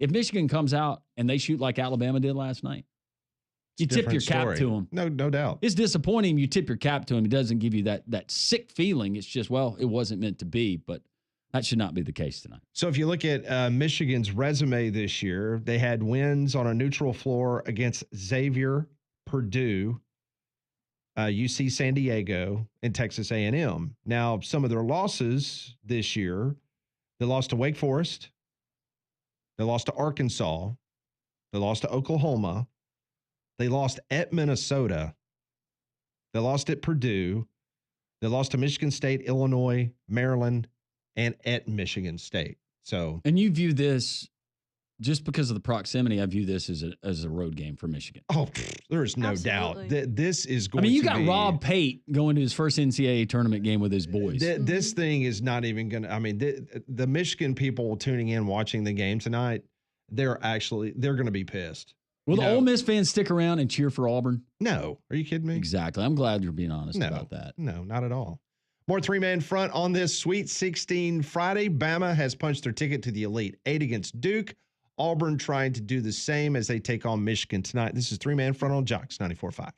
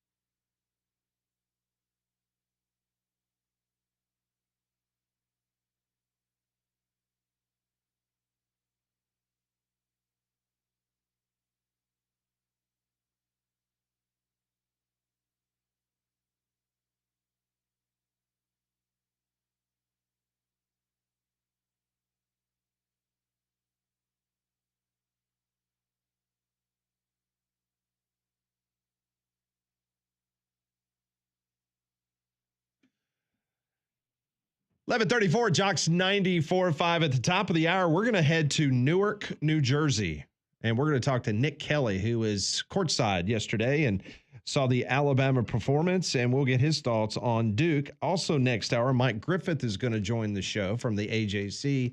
He has been covering the Atlanta Sweet 16. We'll get his thoughts on that. And the 1 o'clock hour, Ty Richardson from ESPN Radio Arkansas. He will detail what he witnessed, unfortunately, last night for the Hogs as they blew a 16-point lead with 10 minutes left. Well, you can catch all of the tournament action this weekend at Big Whiskeys. They have several big screens in the bar with unique cocktails and over 120 whiskeys on tap. On tournament game days this March, you can get $6 select appetizers, $2 domestics, and $3 craft beers. You can also go out and enjoy the outdoor patio and their game area. It's great for families, and the kids get to eat free on Tuesdays. So go check them out in the Stadium Trace Village off Highway 150 near the Hoover Met. So out west, the Gators took out Maryland 87-71. 6 Gators scored in double figures. Florida shoots 50% from the field. The Gators dominated the Terps on the glass, finishing with a staggering 42-20 edge in rebounds. Maryland only had 5 players, Landrum, make a field goal against Florida. Let me repeat that. Maryland had only 5 players that made a field goal. There has only been one other time since 2022 that a Division I team had just 5 players make a field goal in a basketball game. And it happened during an NCAA Sweet 16 game. Florida now improves to 33-4, heading to their first Elite 8 since 2017. In the nightcap, Texas Tech wins in overtime 85-83. The Hogs blew a 16-point lead with 10 minutes left. Matter of fact, they had a 13-point lead. At the under 6. Yeah, with 4.5 minutes to go in the game. Hogs led for over 38 minutes of play in that basketball game. Darian Williams scored the tie-breaking basket with 7.3 seconds left in overtime after tying the game with a three-pointer in the closing seconds of regulation. As Tech wins the game, JT Toppin, the transfer from New Mexico, he had 20 points for Texas Tech. John L. Davis, he was the leading scorer for the Razorbacks, 30 points. Were you as shocked as I was that he was not the guy that took the ball from coast to coast in overtime and the shot that they ended up with? Yes. How poor that was? Not good. So Arkansas ends the season 22-14. They finished 8-10 in the regular season in the SEC. They did get to the Sweet 16. Coach Cal met with the media after the game last night, and this is what he had to say about the epic failure of his Hogs to close it out.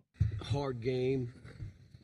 2 teams went at it, slugfest, and, you know, we're all disappointed here, but I told them there's nothing them individually or my team could do to disappoint me because of what they've done this year.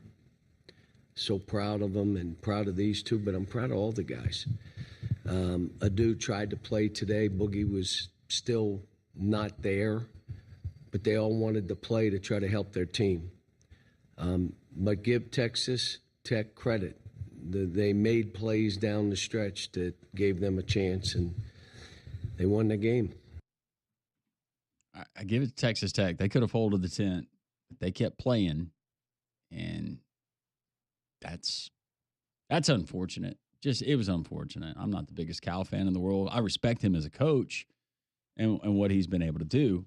But last night, that's tough. I hate it for guys like Ty. That was a magical run. And to have it there in your grips with 4.5 minutes to play and you're up by 13, I'm telling you, though, it was Brazil, and it just kind of hit me. Arkansas thought that game was over. They were just going to bleed out that clock, and they had already moved on to the Elite 8. And when he was going to the line after a dunk, and he looked over and gave a little smile to his bench and gave him a wink, that's when things started going downhill. It ain't ever over, Pat, right? It's not, and a lot of people, and we'll talk to Ty about it in the 1 o'clock hour, he had 1 timeout left. So he goes back to Fayetteville with a timeout in his back pocket. So he decided to go ahead and take the ball, go the length of the court, and then have a fadeaway jump shot as opposed to trying to get the ball to midcourt, calling timeout, and possibly having maybe 4 seconds, 5 to maybe run a set and try to get somebody open for a jump Not shot. just with stuff he says, not even in the wins. I think that it would be really, really frustrating to be a fan of a team coached by Cal. Think so? Yeah. Yep. And if you raise the question, of course, nobody would dare do that in a press conference because you would be told how dumb you are. But there's some things that he does. Let's go back to, what was it? Was it the regular season? Or was it the NCAA tournament where he did something? Oh, it was the intentionally missing the free throw? Was that it? It was something that was mind-boggling. That if you were coaching an upward basketball team or a church team, you're like, no, that makes sense. I don't do this for a living, but I've watched enough basketball. Like, I'm just doing numbers. I'm a numbers guy. Yeah, let's go ahead and make the free throw. Bizarre sometimes, but unfortunately for Arkansas, their season comes to an end. Yes, it does. So Arkansas, their season does come to an end, and Texas Tech, they will have the early game tomorrow against Florida. That will be a 5:09 tip, and then Alabama and Duke will have the later game. Termite control and extermination, mosquitoes, those common house pests, animal removal and control. Since 1977, APS, they have helped the homeowners solve the most challenging insect, pest, and rodent problems, from targeted pest control for those termites and rodents and more to prevention and protection. APS can help you today, proudly serving Birmingham, Huntsville, and Montgomery. Been around since 1977, as I mentioned. Schedule a free estimate today at 205-974-6876, or just go to their website, alabamaprofessional.com. You hear me talk about APS every single day on the show. They can do so much for you if you're a homeowner like myself, whether it's foundation, crawl space encapsulation, leveling up your driveway, sidewalk, pest control, all those type things for your home as a homeowner. They can help you today. alabamaprofessional.com. All right, we got text. You want to hear some text? 205-834-9450. Let's lead off with our buddy Bama Hater. Basketball ain't rocket science. Make Sears drive to the right, and Duke has to challenge Bama's bigs in the paint.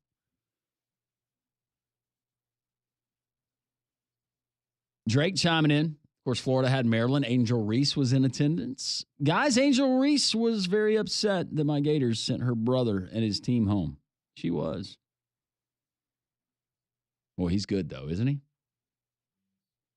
He is. Do you guys have a gut feeling there's going to be another IBOB? It's interesting because, Molly, the three-man front Twitter poll question of the day basically was asking our audience how they think the weekend's going to end up. Yeah, so what will the result be by Sunday night at midnight? Will it be Auburn and Alabama in the Final Four, just Auburn to the Final Four, or just Bama to the Final Four? And right now, I lied. We have a tie now. Voting is changing as I speak. It's a statistical tie? It is a tie.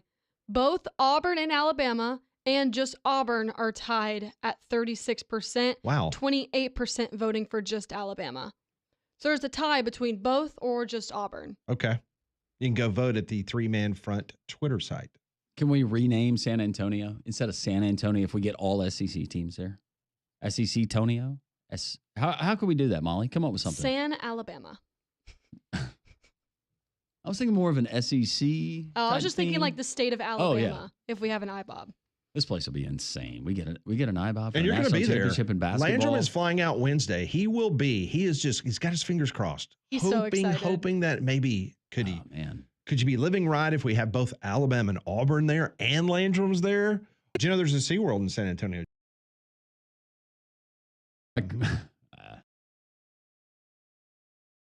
Yep.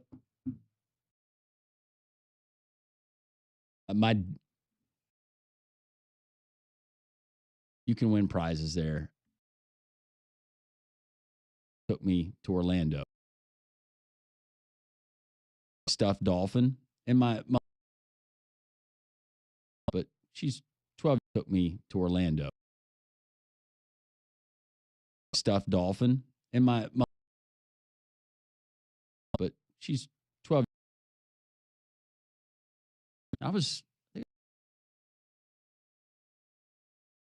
And I went to the Shamu show, and I was sitting by myself with a big stuffed animal. Well, yeah, but then it dawned on me later in life. Those parents were like, well, why is the creepy guy here by himself with a stuffed animal? Yeah. Yeah, you got SeaWorld, you've got Hemisphere Plaza, home of the World's Fair. We've That's done the Tower of Alamo, so we do not have to do the Alamo Have you done again. the Tower of the Americas? No. So do that? Yeah, it's not as tall as the Space Needle. It's like the highest structure in. Can you San Antonio. bungee off of it? No, but there used to be a restaurant on top of it that would rotate. Revolve around? Mm-hmm. Okay. We'll put that on the Tower list. of the Americas. Yep. Somebody I told asked, you to go out to my old Little League, right? Yeah, but I don't know if there's going to be time for that, Pat.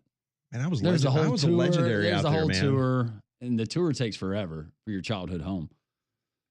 I've given him the address. Told him to go out and snap a picture. I said, how weird with Angel standing out in front of my old house. People calling the San It'd be a little Antonio weird. cops. Mm-hmm. We got some weird Alabama guy standing outside my house. Anything else to do while I'm there? There's 5 old Franciscan missions around. If you like history, Okay. So it's not just the Alamo. You know, the Alamo was original mission that turned into a fort. I need some food wrecks from you. I'm telling you, man, you like downtown on the Riverwalk, you name it. I mean, there's great French restaurants. Chris Fowler highly recommends one. Well, why are you looking at me that way for? Nothing. Oh, obviously incredible Mexican cuisine. Yep.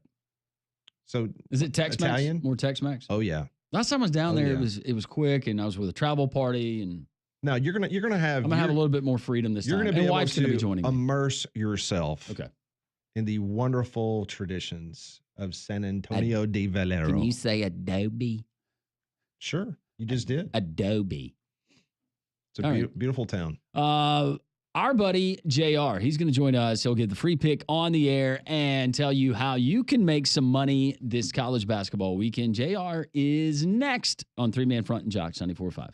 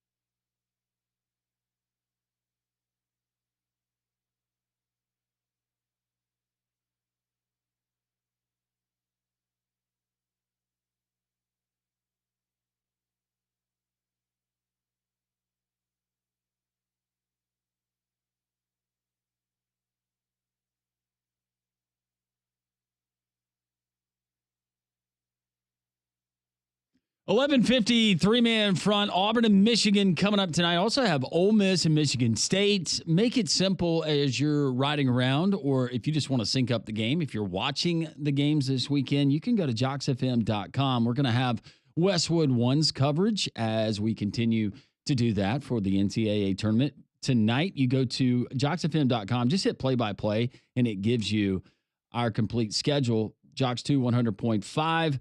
You can hear the South and Midwest regional semifinals from our friends at Westwood One. You want to listen to the Auburn broadcast, you can do it there or on Jocks 94.5 as well. And then tonight you got the Braves and the Padres, Jocks 3, 6:90 a.m. with a pregame beginning at 7:25. Our friend JR, takingvegas.com, had 3 absolute Moneyball threes last week. You gave us 3 winners. And JR, first of all, thank you very much, because the winners you gave me were spot on and they were never in question.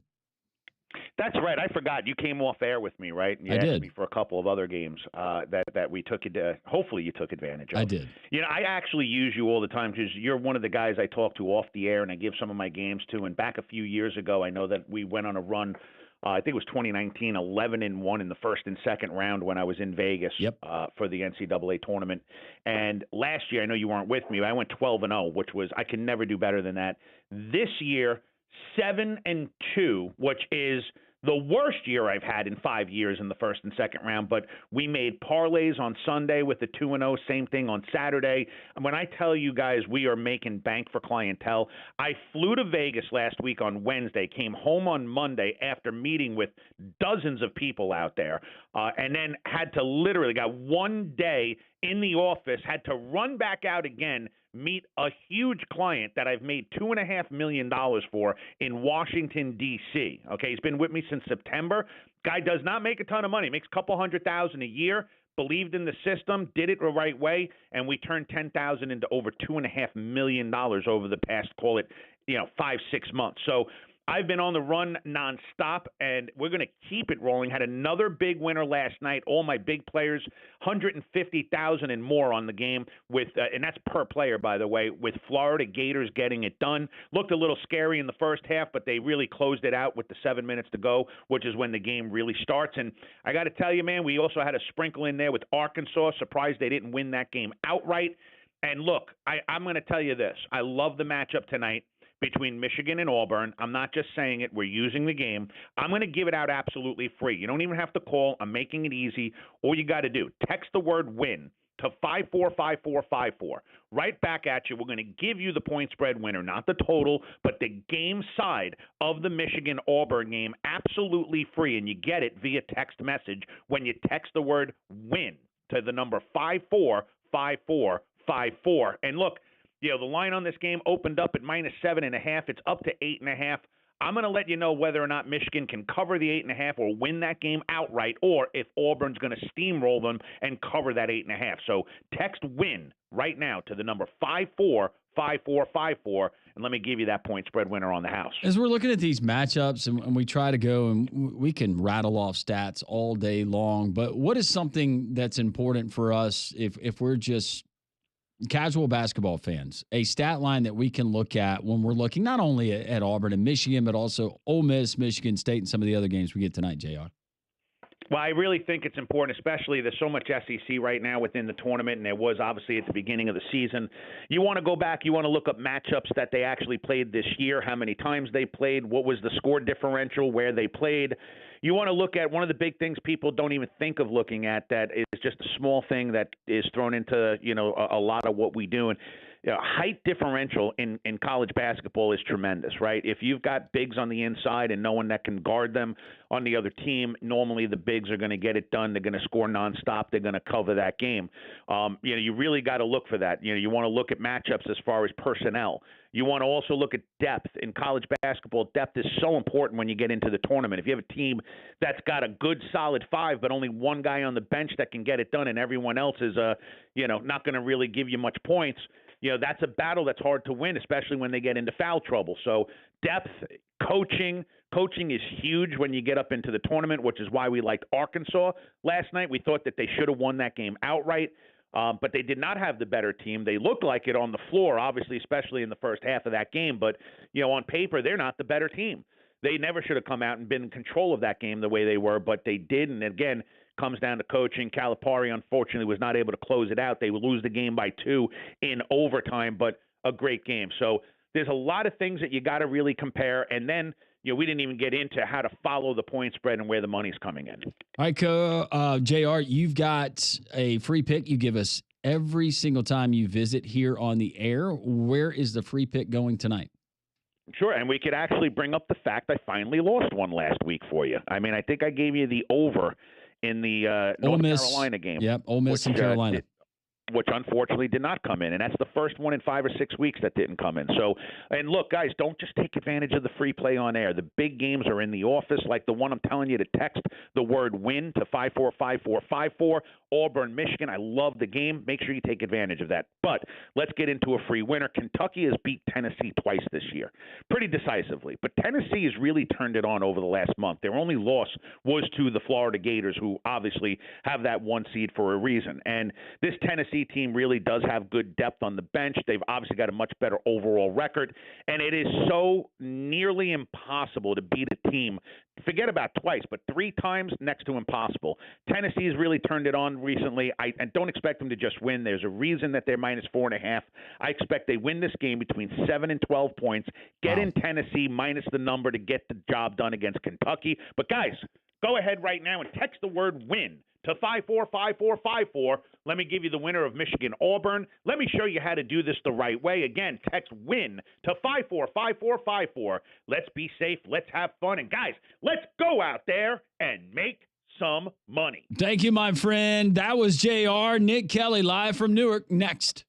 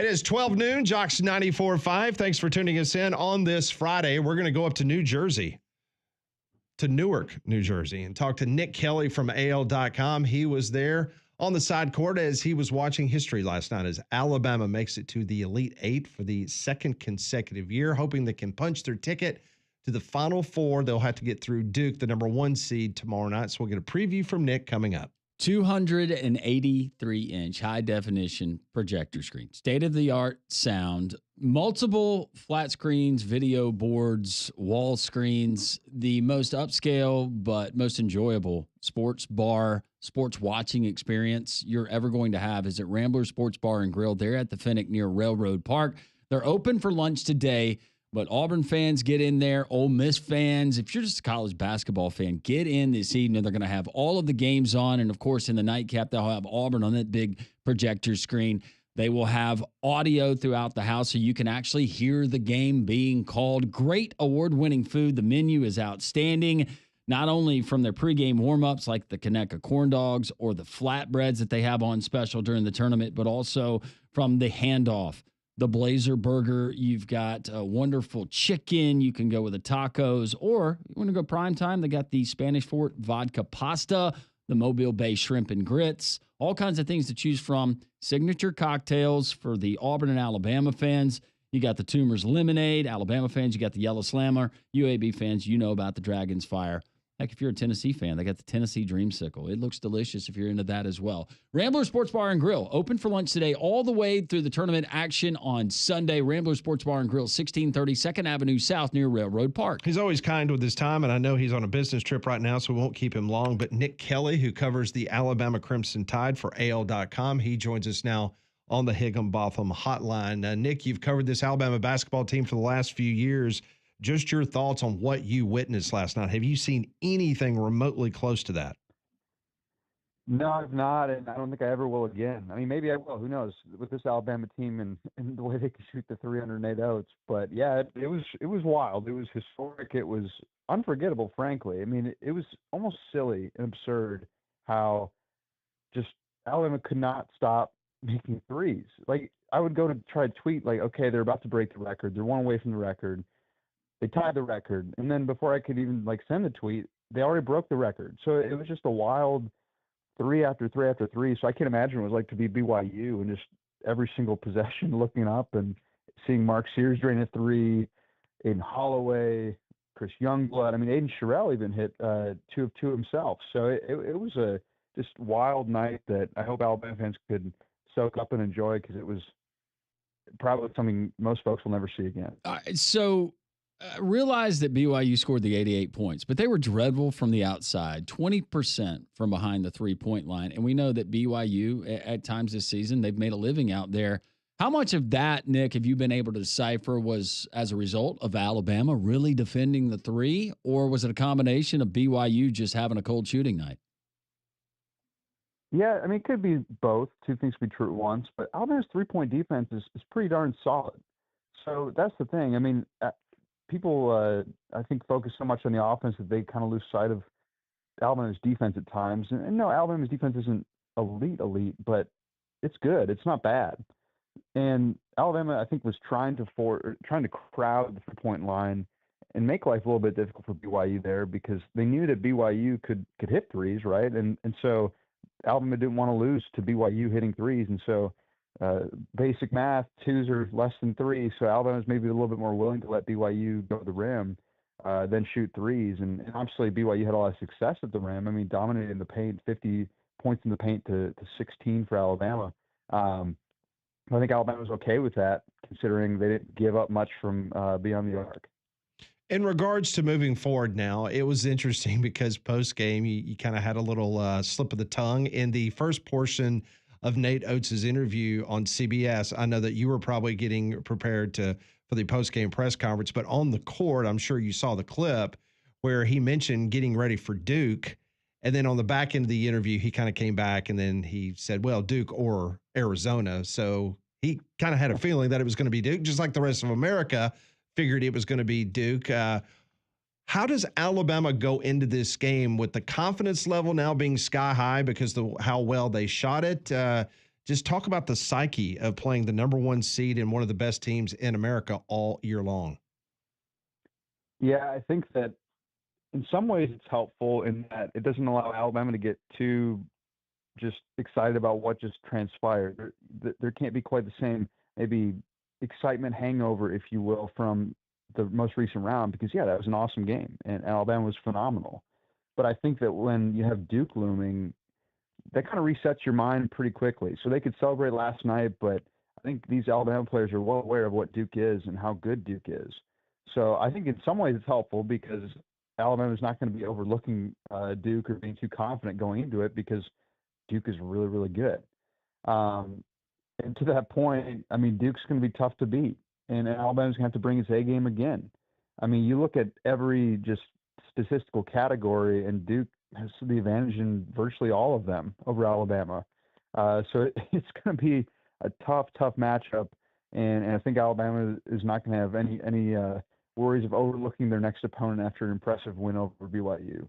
I asked Coach Wimp Sanderson when he joined us if it was his team, what do you do to try to limit as much as you can a guy like Cooper Flagg? But defensively, what's the most important aspect of what Alabama can do? What should Nate Oats do? If you're going to play coach, what do you implement that maybe Alabama has had success with this kind of opponent this season?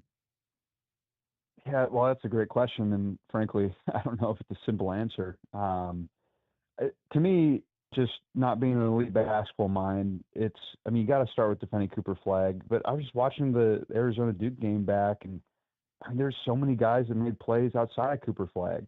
So I don't think you can just predicate all your defense on stopping Cooper Flagg. But you're going to have to stop him because if you don't, then it's definitely over. So Alabama's going to need a big game from a Grant Nelson type or a Mo Diabate maybe even against Cooper Flagg to make sure that he doesn't have anything that easy because he'll make tough shots too. And I just think guys, it sounds simple, but guys have to win their one matchups. They need to out tough Duke because that's been a problem at times for Alabama in games that they've lost, especially against Florida in the end of the regular season and in the SEC tournament. I mean, Alabama kind of got punked, so to speak. And it was one of those things where Nate Oats talked in his post-game press conference after that loss to Florida. He said the word toughness or tough like 15 times. And so Alabama's got to be the tougher team if they want to win this game. And they can't let Duke push them around. Not that Duke is going to push them around as much as, say, a Florida would, but I think that toughness is going to be so key and if they want to have a shot at winning this game. I know there's going to be a lot go into it, and it's going to come down to, obviously, who is going to make the more plays. We talk about that in football every single Saturday. But in regards to this Alabama team coming off that confidence level and the way that they shot the ball and the fact that you came from the toughest conference in all of college basketball, do you believe that this Alabama team, not saying that they would even if they were playing, I don't know, whoever it would be, but they're not going to back down because they're playing Duke. Just talk about the psychological aspect of going through a very tough SEC season, now playing a team, let's be honest, out of the ACC that was the weakest it probably has ever been since its inception. No doubt. And I'll give you two stats of hope, Pat, for Alabama fans, because there aren't many, but two that stood out to me. One, experience. Alabama has almost on average a year more of D1 experience than Duke's roster. What that's worth, I don't know, but I think it's something to note because Alabama has been here before, and a lot of these, not just Alabama, I should say, but these players. I mean, how many of these guys were on that team last year that went to the Final Four that are key players? Mark Sears, Grant Nelson, you can go from there. That experience matters. And, of course, sometimes when you just have phenomenal freshmen like Cooper Flagg and Concanipple and guys like that, yeah, I mean, they're just phenomenal players, and against a lot of teams, that's not going to matter a ton. But if it's a close game and these two teams are trading blows on a huge stage, experience matters. And Alabama's been there, and they've made the Final Four. These players have made the Final Four. So that's key. So that's one stat of hope. The second stat of hope, I would say, is what you talked about, is strength of schedule. Alabama, according to KenPom, has played the toughest schedule in the country this season, number one. Then you have Duke, 57th. So not even close. Alabama has played a much tougher schedule, and is battle tested. I mean, they have faced some of the best teams in the country multiple times. Auburn and Florida. They faced Houston. I mean, we could go down the list. Duke has played some tough teams. They played Auburn, played Arizona a few times. I mean, they've got some tough matchups that they've had and succeeded in. But Alabama's battle tested. So to your point, I don't think that Alabama's going to be intimidated just because they've seen so many good teams this season. This is just the latest. Nick, what does Alabama do here in the meantime? We talk about rest and recovery, and last night maybe getting a little bit of a jump on that as opposed to Duke, who had to play there in the later game. But for Alabama, Nate Oats, what have you been able to gather as far as how they will spend this off time? Because you have to start prepping for your next opponent, and that being the Duke Blue Devils. Yeah, I think they're going to try not to go do too much because they had got a lot of shots up last night. So I think that they're going to make sure not to overwork these guys, and I think they might not do a full practice. I think it might just be like a shoot around or something like that. Because it's going to be real key to manage making sure that you're not wearing these guys down too much, because there have been times where Alabama has had a phenomenal shooting performance and followed up not shooting as well. So you have to really manage that well. And so I think they're going to just try to be cautious today in terms of how much work they put them in, get them treatment, get them fresh. But the good thing is Alabama had a lot of players not play that many minutes against BYU. Mark Sears he played the most with 30. I think Cooper Flagg played 37 against Arizona. So yeah, I think Alabama got a chance to rest some guys. I mean, heck, Max Charnowski, the walk-on, he even got to play a minute in the Sweet 16.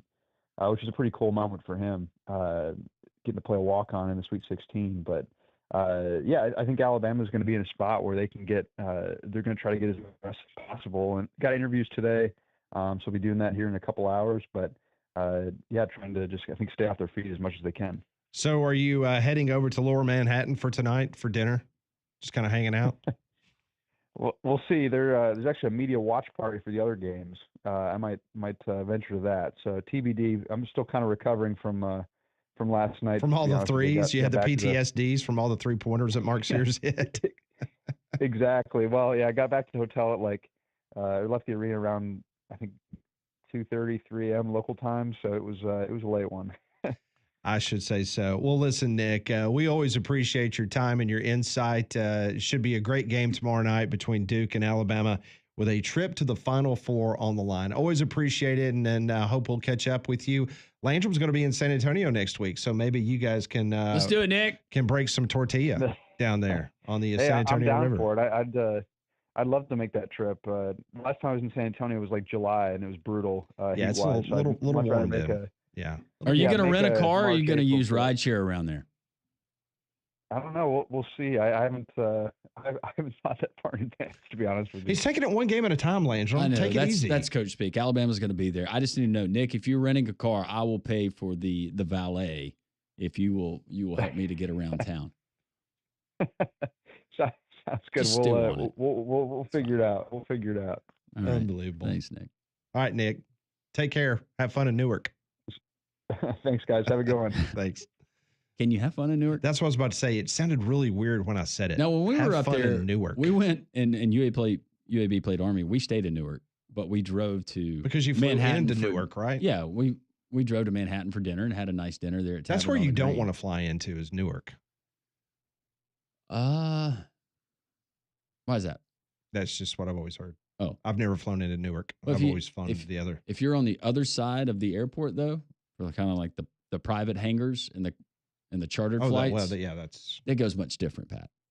Yeah, police escort, navigate through traffic. Of course, there's some things that are some of those bottlenecks they get up there with all the road construction. Escort's not going to help you. What was the two stats he gave us for Hope experience at Alabama? What was the other one? Was it schedule? Yes, that's it. Yeah. Mm-hmm. Speaking of stats, we're going to nerd out on Auburn and where they're playing tonight and how successful they've been against teams from the Big Ten. Something you need to chew on, Molly. Go Big Red. 3-man front and Jocks 94.5.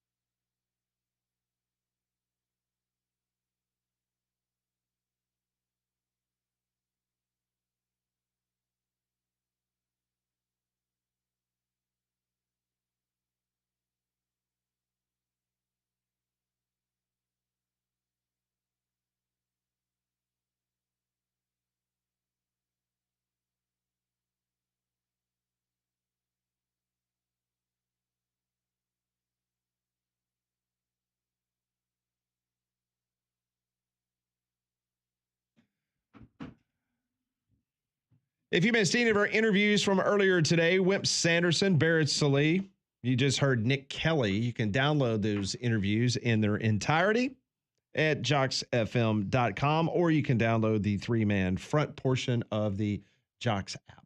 Before I tell you about State Farm Arena and how it correlates to the Auburn Tigers, got to tell you about our friends at Dobbs Ford. How that correlates? Well, you're going to get a great personal experience. These are people, and people buy from people. And it seems like some businesses have forgot that. People actually buy from people, and you want to enjoy the process. You're going to get that at Dobbs Ford. The Goshen family, Rachel, her husband, Joey, they're the managing partners. You're going to see their faces. They're actively working. Joey delivers cars. He will wash cars there at the dealership. There's nothing that they're above doing, because they believe in hard work and taking care of their customers. That's why Dobbs Ford is continuing to get repeat business from Great Jocks listeners like you. Check them out. Alabama's largest showroom selection. They're going to beat any competitor's price: F-150s, Broncos and Bronco Sports, Mustangs, Ford Explorers. How about an Escape? And also check out the pre-owned selection that they have. DobbsFordBirmingham.com. DobbsFordBirmingham.com. It's right there on Parkway East. If for anything else, just go and you'll see what I'm talking about, how nice they are and how they're going to take care of you. Dobbs Ford, we appreciate them. And make sure you mention Landrum from Jocks 94.5. So a reminder, the West Regional in San Francisco, that is going to tip off at 5:09 tomorrow afternoon. That is going to be heard on Westwood 1 right here on Jocks 94.5. And then the East Regional will take place. 7:49 is supposed to be the first tip in that game. That is in Newark. And then you can probably go ahead and mark it down. I think if Auburn makes it past Michigan, or if even Michigan pulls the upset, I think that's going to be your later game on Sunday night in prime time, I would assume.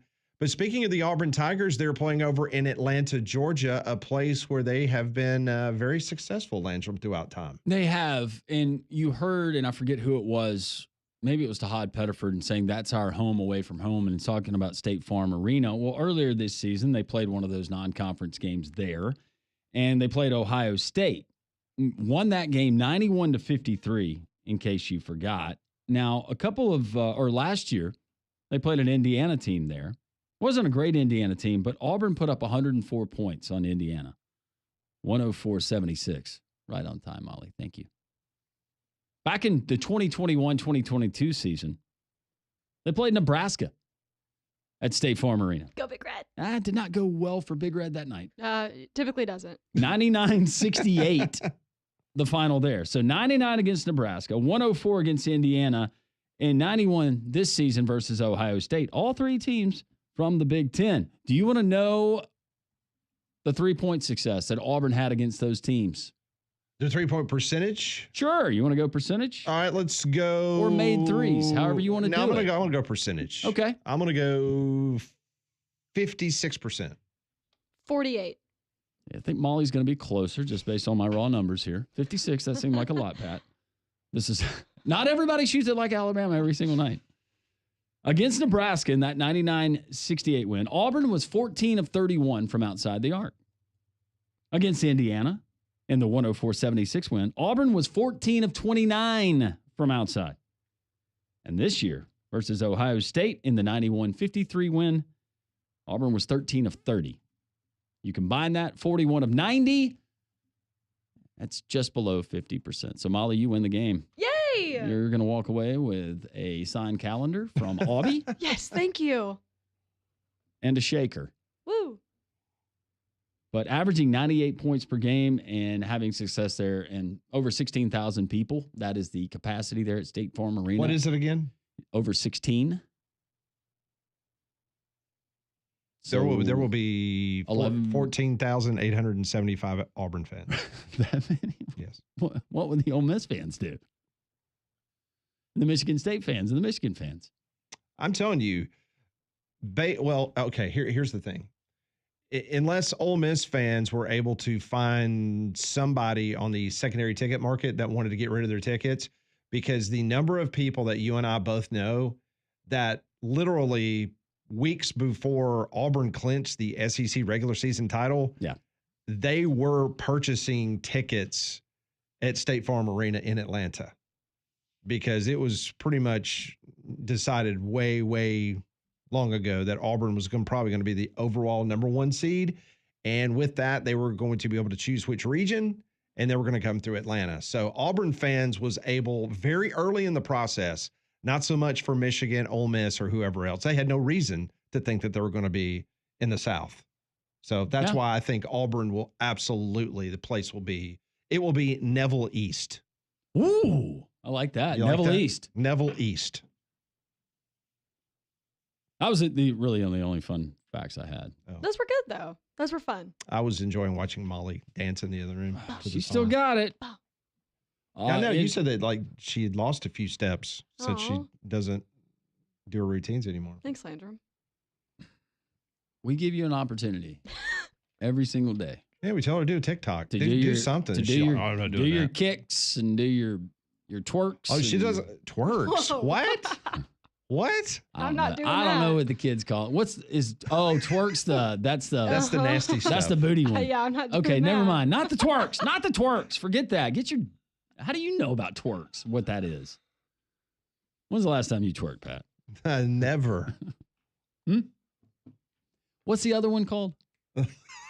The I'm I'm loving done. Yeah, loving watching him try to was it the nay? The what? Oh, The with nay-nay? the nay-nay? Yeah, is that still a thing?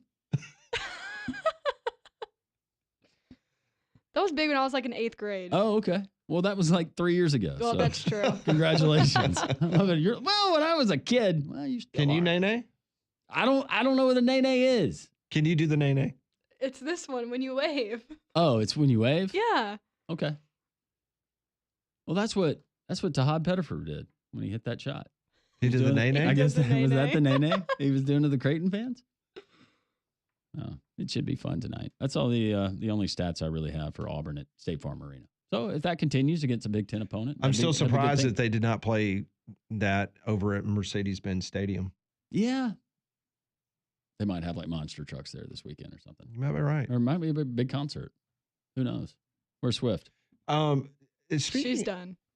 Speaking of Not that, forever? No. Oh. so North Texas is playing in the Final Four of the NIT. Yeah. They were one of the higher seeds in the NIT tournament, and they had to go play at Oklahoma State the other night. You know why they had to play in Stillwater instead of playing the home game? What do they call it? The Super Pit? Sure. Something like that in Denton? What'd they have going on there? They had an employee appreciation banquet Nice. in the arena. Very nice. Could you not have played like the game a day before? Could you have not found another location or maybe pushed the employee appreciation dinner or whatever? Could you not have moved that like one day? Have they named his replacement? Coach replacement? They're losing their basketball coach again. Mm-hmm. Yeah, he's out the door. I Their don't know. former basketball coach was the one who was leading his team back last night, right? Correct. From a 16-point Texas deficit Tech. to Mhm. beat Arkansas in overtime. And so his replacement that's only been in Denton for 1 year, he's already got another job. He's going to West Right. Virginia. Yep. He's the new West Virginia head coach. And supposedly Maryland's head coach is heading to Villanova. That's the rumor Well, as of last night. and then they were kind of painting the picture maybe that Willard was trying to leverage a little bit to get the resources that he need to stay there, but So that's why he pissed off Loxley. maybe so. I don't know if you've not read that story. Loxley hasn't been very happy with things that are happening in the football program and had some interesting things to say. Go Google it. It's a fun read. See, there was all this internal strife going on, and you took Maryland to reach the Final Four, Pat. I did. These are the kind of storylines you got to look for. I did, but I was not going to be the cookie cutter. I'm going to pick all 4 SEC teams make the Final Four. Oh, Like I actually, cookie cutter. Nobody else has all 4 SEC teams. do you except have for me. 4 teams from the SEC in your Final Four, Molly? No. I don't either. Exactly. So it's not cookie cutter. No. It's actually looking quite genius if we can just get it done. All right. So who was your 4 again? I had Auburn, Mm-hmm. Alabama, Mm-hmm. Tennessee, Mm-hmm. and Florida. Okay. And who do you have winning 2 the national 2s and championship? 2 1s. It depends on which bracket. Okay. I've got Florida winning in one. Just pick a bracket. Just pick a Just bracket. name all 4 of them. Right now, I'm going to go with Who Florida. did you have in your graphic though? Did we not pick? We or didn't did- pick winners. We didn't pick the winners. No. Just Final 4. No. Oh, how convenient. It gives me a way out. I hope they all 4 play really, really well. They'll all be deserving of a championship. Cookie cutter, all SEC. I got so much crap for that, but it might come true. Who knows? I think Tennessee, if they advance, they're going to be playing Purdue. There's your upset alert tonight. Yeah. Purdue tonight. Purdue-key. Yeah. Purdue-key. Our buddy Mike Griffith, who has been covering the regional there in Atlanta. He's going to join us next here on this Tournament Friday. 3-Man Front and Jocks 94.5.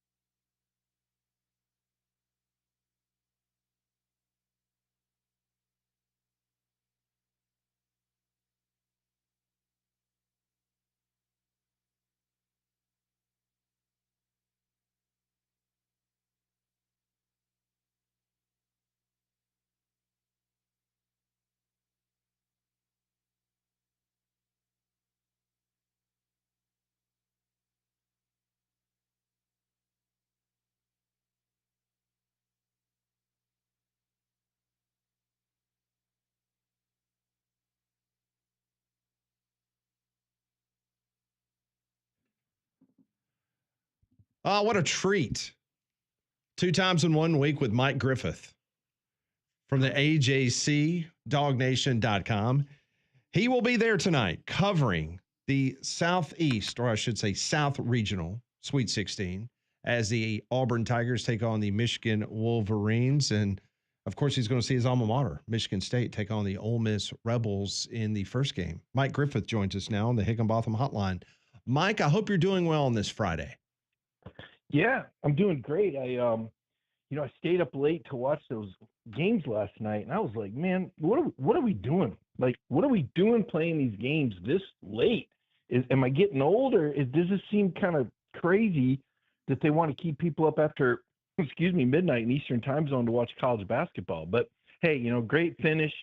Golly, it sure looked like some people didn't want Texas, or it looked like Arkansas to win. I don't know about some of those whistles and some of those replays in that game last night, but am I the only one thinking that, or did anybody else see that jump ball after about a fraction of a second? Whoa, I am so glad you brought that up, Mike, because I thought the exact same thing. I was like, man, that was when John L. Davis went up, got that rebound, and then all of a sudden a tech guy came behind him, and as soon as it seemed like he put his hand on the ball, they called jump ball. And I was like, whoa, that was really, really quick. So I agree with that 100%.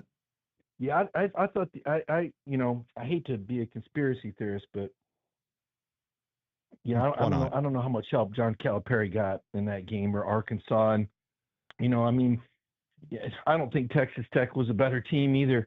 But hey, you know what? I guess you can't have an all SEC final, right? I mean, you don't want to, you don't want to do that. And Texas Tech is, they had pretty good investment in their roster. But I don't like to think about officiating. I don't want to think watching a game that officiating plays a role in it. But obviously, sometimes it does. And I thought it did last night. Yeah, no, getting all joked up. Yeah, no, listen. Boo-hoo. No, listen, I'm with you 100%. At least in the first part of the Alabama game, the first foul was not called until 12:40 until halftime. Like they had played actual 7+ minutes of basketball and no one had blown a whistle. And it was a beautiful thing.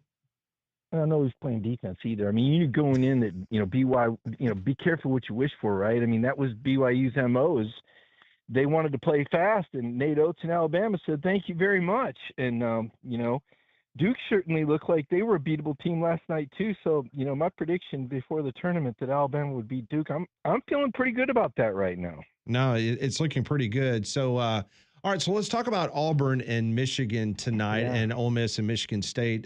You were there in the arena, the shoot around, the press conferences, and so forth on yesterday. Just give us the vibe. What are you thinking about who's going to come out of this region heading to San Antonio? Yeah, I thought the Auburn guys were really loose and having fun with it. And when Bruce's teams are having fun, they're dangerous. And that was kind of the feel that I left there with. I mean, look, Michigan's playing really good basketball. They won the Big Ten tournament. They run some good stuff. But I feel like Auburn is in a really good place going into that game. Now, that said, and look, if 3-point shots have always been a variable in these contests, but it just seems like lately, and maybe I'm mistaken, I don't have the metrics to back me up, or maybe I'm just biased after watching the Alabama game last night, but it looks like there's a lot more volume, and games are swinging a little bit more. Arkansas was so hot in the first half, and you're like, hey, that's not a team, that shot the ball particularly well from three this year. I watched Gonzaga after a 1-for-15 game go 12 of 20 against Georgia. It's such a wild card as to how do you shoot it. And I know defense has something to do with that. Yet and still, it's really hard not to like this Auburn team. And, just watching Bruce do his press conference and, sitting out there asking him questions, just the command that he has, not just speaking about his own team, but about college basketball in general. And, the fact that he's such a fan of the sport, that he is so involved. I think the time that he did on television, I just can't imagine a better coach behind the podium than Bruce Pearl in terms of the way he represented his program and the way he represented college basketball, talking about other coaches. And, he's such an ambassador. He was so complimentary of Tom Izzo, recognizing, the elderly coach, playing down the stretch. And even though that's a team he may end up facing, after beating Michigan tonight. Yeah, you mentioned that, and Tom Izzo and Michigan State getting a lot of credit. I know what the Vegas line reflects, and the last check, I think it was Michigan State minus 3.5, Mike. But you look at this Ole Miss team and kind of navigating, and nobody really giving them a whole lot of love up to this point. But based on that line and playing a very tough schedule within the SEC, I would not be at all surprised if Ole Miss gives Michigan State all that they want, and even if we see a part 4 of Ole Miss and Auburn coming up on Sunday. Your thoughts? Yeah, I mean, Chris Beard's a great coach, and obviously, Ole Miss is a scrappy team. They're going to play physical, they're going to play tough, and that's what Michigan State does. So it's kind of one of those strength-on-strength games, and again, who plays better, who shoots better? Pretty deep rotations, really good coaches. You're going to see a lot of adjustments in game. I feel like you might, and I don't know about the officiating crews.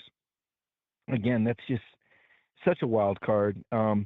How the game's going to get called. This could be a really heavy game with a lot of whistles, the way both of these teams and as physical as both of them are. So, I think you have two really intriguing matchups tonight in Atlanta. I understand why the tickets are going so high. It's a really expensive ticket for the South Regional there at State Farm Arena.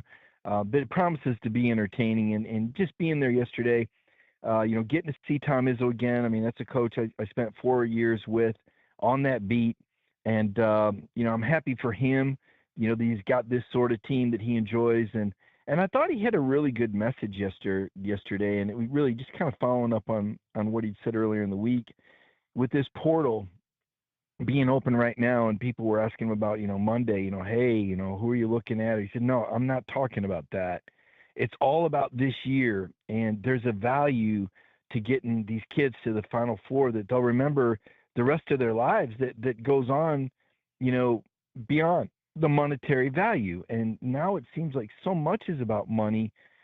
It was nice to be reminded by somebody that's been doing it as long as Tom, why we're tuning in, why you play the game. And at the end of the day, when all is said and done, the memories that you hold as a player, as a fan, anyone involved in athletics, I think you remember the outcome of the game long after the amount of money you spent on the ticket or the investment that you made in the university. Do you think the Big Ten will implode if two SEC teams knock them out this weekend in Atlanta? No, I mean, here's the thing to remember about the Big Ten. And listen, I was a bit of a Big Ten basketball snob, when I covered that league from, I guess it was 2012 to 2016. I would have tell you, that by and large, Big Ten basketball was better than the SEC, in terms of, I kind of looked at like the level of investment in SEC football when I think about the fans and I think about the game days. I thought the environments were better than the Big Ten. And the Big Ten has some very good environments, to be sure, but it's a little bit more fragmented because of all the professional teams in the Midwest. Whereas in the South, I mean, there's some pro teams down here, but, college programs dominate. Conversely, in basketball, the SEC was trying to grow, but Big Ten basketball arenas are just, I mean, they're off the hook intense. It's kind of like SEC football. I mean, you go to Mackey Arena in Purdue, and I mean, my gosh, I mean, the roof's coming off that place, or Assembly Hall at Indiana, or Breslin Arena at Michigan State, or Chrysler Arena at Michigan, even Carver Hawkeye Arena. I mean, these places, it's like Arkansas basketball arena intensity. And to be fair, I haven't been in Coleman Coliseum in a while. I'm sure it's lit up pretty good, and I know they're doing what they can with the jungle. I wish that they would have invested a little bit more when they built that, or have a few more seats. But Big Ten basketball arena intensity is impressive. All that said, the last Big Ten national championship in basketball was Michigan State in 2000. That's crazy. So now it's been 13 years for the SEC also, John Calipari at Kentucky. But still, when I think of the Big Ten, for as good as they are and as deep as they always are, no national titles in 25 years. It's hard to believe, isn't it? That's crazy. That is really crazy to think it's been that long for both conferences, to say the very least. Yeah. All right, can I ask you a football question? Oh yeah, excuse me. Oh, hey, didn't you used to be the ACC? Oh, okay, yeah, go ahead. You can answer your question. This just came out just a couple moments ago. I want to get your immediate thoughts on this. Okay, Deion Sanders has just signed a new 5-year, $54 million contract at Colorado. It has been approved by the Colorado Board of Regents. So Deion Sanders is now the 4th highest paid coach in college football behind Kirby, Ryan Day, Dabo Swinney, and he's just now ahead of Steve Sarkisian. Your thoughts on that? I mean, you're worth what they pay you, right? I mean, let's face it.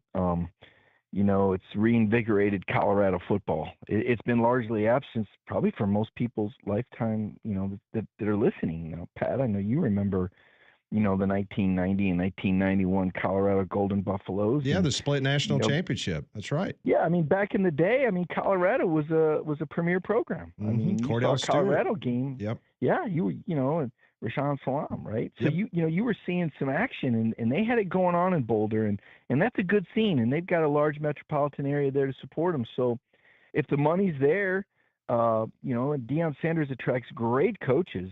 That's kind of the thing we don't really talk about. I mean, obviously, Travis Hunter, had some interest in Deion, and it looks like he's going to turn out a couple of first rounders, and that, player development is important as well. And, we question that massive overhaul that he had on the front end, but I'd say it's looking like it's worked out for Colorado and Deion. Now, from a television exposure standpoint, they're a little strapped by their TV contract. But maybe they're making that up with donations, or maybe they're making up with corporate sponsorship or apparel sales. So Deion's made Colorado cool again. I don't know if we're going to see him in the playoff. They had a pretty good run last year. I don't know who the quarterback is, or how dynamic the incoming talent is. That kind of remains to be seen. But like I said, they're worth what they pay you. And Deion Sanders in Colorado got a lot of attention early. I might have mocked that a little bit because I didn't think the program was legit. But if people tune in, it doesn't really matter what I think, right? Or what you think. If the ratings are there and the interest is there and it's drawn sponsorships, corporate sponsorships, the kind that you're going to need for NIL, I mean, let's face it, it helps that the head coach is a promoter. Kirby Smart's a great coach, but I don't know if he's going to sell insurance like Nick Saban and car insurance. I'm not going to go down that road. But let's just say maybe he's not the marketer Deion is in terms of product placement. The weather this weekend is not going to be great in Gulf Shores, a place that you're now calling home. But I was wondering, are there contingency plans for the LOL festival that's taking place, the Love Our Locals 3-day event that they're having there at the state park? I know that you're going to be a part of that. There's artists. Well, he's going to be in Atlanta covering basketball, Angel. No, I've got to do a little. Some of us have to work here. I don't have one of these cushy radio jobs. Exactly. I know how hard you were. I'm totally joking. No, that'd be Paul Finebaum. That's an easy job. No, that's a cushy radio. That's a cushy job. I can attest to that. He's out walking somewhere right now, getting his steps in. Yes. Hey, Paul. He really is. I mean, there's a reason why he's in the business still and is energetic. That's why he's a $1.25 soaking wet. I mean, that's goes to tell you. That's why he's worth millions of dollars. And then, speaking of entertainment value, Deion versus Paul Finebaum, who's got more net worth? That's a good question. That's a great question. Might have. Who's more valuable to college football? How about that? Well, that's even a better one. Who's done more for college football? I'm going to take Paul. I'm taking Deion. Listen, Paul's a fixture. There's a lot of great coaches out there, but there's only one Finebaum, man. I mean, and seriously, I'm going on a tangent here. But when I think about the SEC network, and guys, I am in love with the SEC network, not just because of the coverage and because you're on it once a week. Yeah, go seriously. ahead. No, and I mean not just because of that. I mean, really? But, yeah. No, but just like the relationship we have, the people that work there, and when you see them on the air, you always wonder, what are they like off air? And you guys know some stories just like I do with some of these famous TV people. And I'm not going to drop any names of who the horses' asses are, but they're out there. But there are none on the SEC network. I mean, those are some quality people. The cameras go off, and they are quality people to talk with, to visit with, to look at Cole Kubelik. I mean, you want to talk salt of the earth guy. I could go down the list of all the people that I've interacted with, and they are genuinely great people. They have done a great job with the people that they've hired. I think that comes across on the air. And I think it was brilliant for the SEC network to seek out Paul, and because people had some questions, because Paul, can be a bit provocative, and he's not going to always glad handle things. And if he's not going to be critical, he'll bring someone on that will. Conversely, when I worked with the Big Ten Network, it was a little more limited. but it was a lot different. It was filtered. It felt like state-run TV, as they say. And I'm not. That was just the way they chose to exactly do it, what right? it is. Yep. But SEC Network is fantastic because we have all this color. They tackle their controversy. The coaches come on there. The on-air talent, premier individual. I think about guys like Peter Burns and Chris Doring and Jordan Rogers and Tebow and Laura Rutledge. I mean, incredible people, and it really comes across. But bringing Paul on there, I think on the front end it was kind of like, okay, how's this going to work? I mean, this is a journalist. This is a hard-hitting journalist who doesn't always hold back, and how's that going to work for the league? But I dare say I think it's been incredible, and I think Paul's been a real secret, and not now, but his hire, looking back, was pivotal because I think he's made that network bona fide and certainly more entertaining. So I would just say that. Very nice. That is Mike Griffith. You can catch him at State Farm Arena there in Atlanta. Sorry about that. Slip of the old time. Hey, well, final question, and you might not know this answer, but is there a reason why it was not played in Mercedes-Benz Stadium? Why are they playing it in the 16,000 seat arena? Yeah, that's interesting. You know, I don't know about how they would have had to do the configuration. Right. Personally, I know that it's put more demand on the tickets. And that's not always good, but at the same time, it's much better. It's a much better arrangement. I'm not a big fan of the basketball and playing in the domed arenas, stuff, yeah. and, where they cut off. I've been in the Final Four in Indianapolis, and I've seen it at the Silverdome, and it's just not the same feel. I think State Farm is a great arena. I don't have the answer for you. I'm guessing that, like a lot of these other cities, that they put up bids for it perhaps, and maybe there was a more aggressive plan. I'm not aware of any tractor pull or Worldwide Wrestling Federation event going on, inside of Mercedes-Benz. I can't speak to that, but I'm glad that it is, guys. I mean, it's a basketball arena. It's a more intimate feel. Yeah, that's right. It is. And it's more legit. Sometimes on big domes, teams can kind of, lose their shot. Even Bridgestone a little bit. It's a little bit of a hockey arena. I'm not going to be critical because I thought they did a really nice job with that. But no criticisms for me today. The sun's shining. All right, it's beautiful. An Beautiful incredible doubleheader. Yes. Excited about I'm still running that deal. If people book it now, I mean, I'm still giving 10% off right off the top if they, get a hold of you guys and you guys give me a number. Absolutely. I want to fill that up, and I looked at April, and there's some openings in April. So if people have, if they're looking for a place to go on a weekend or a week away, man, you're 60 yards from the beach, and the property is incredible. It's beautiful. You've seen the pictures of absolutely. it. No, it is absolutely gorgeous. And if anybody is interested, we will absolutely put them in touch with Mike Griffith. Mike, we always appreciate your time, and we will catch up with you on Tuesday. Thanks so much for joining us. Yeah, I look forward to it. Should be a good win for Auburn tonight. Thanks, guys. Thanks, Mike. Mike Griffith, extremely upbeat. He was not negative on anything. It was kind of boring, to be honest with you. If you had a place like that, one of the most beautiful beaches in the world, you'd be upbeat. It's a great property. It is fantastic. We need a break. This is Three Man Front, Jocks 94.5.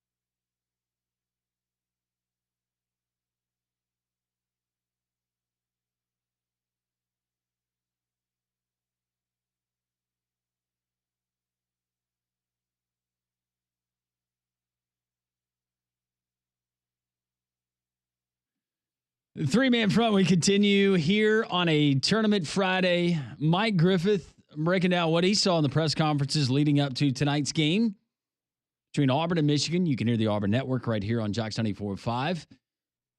Or if you want to go to Jocks 2 100.5, you can also listen to the Westwood 1 broadcast. We'll have the South Regional and, of course, the Midwest Regional as well. Full coverage all weekend long right here on Jocks 94.5. Interesting comments from Mike. What he said, he feels confident that Auburn gets it done tonight. Ole Miss and Michigan, that should be, or excuse me, Ole Miss and Michigan State, that should be very interesting. But if anybody wants to, I've looked at officiating assignments. Pat Adams, he is slated for a game tonight somewhere. He was not on the floor anywhere last night that I could gather. Everybody out there cringing right now that Pat Adams might be calling your game. If anyone knows where Pat Adams is going to be officiating tonight, please let us know. 800-239-WJOX, 205-834-9450. Ty Richardson, he's a warrior, even after the loss in the late night there in San Francisco. He's going to join us next on Three Man Front. Jocks 94.5, JocksFM.com, the Jocks 94.5 app.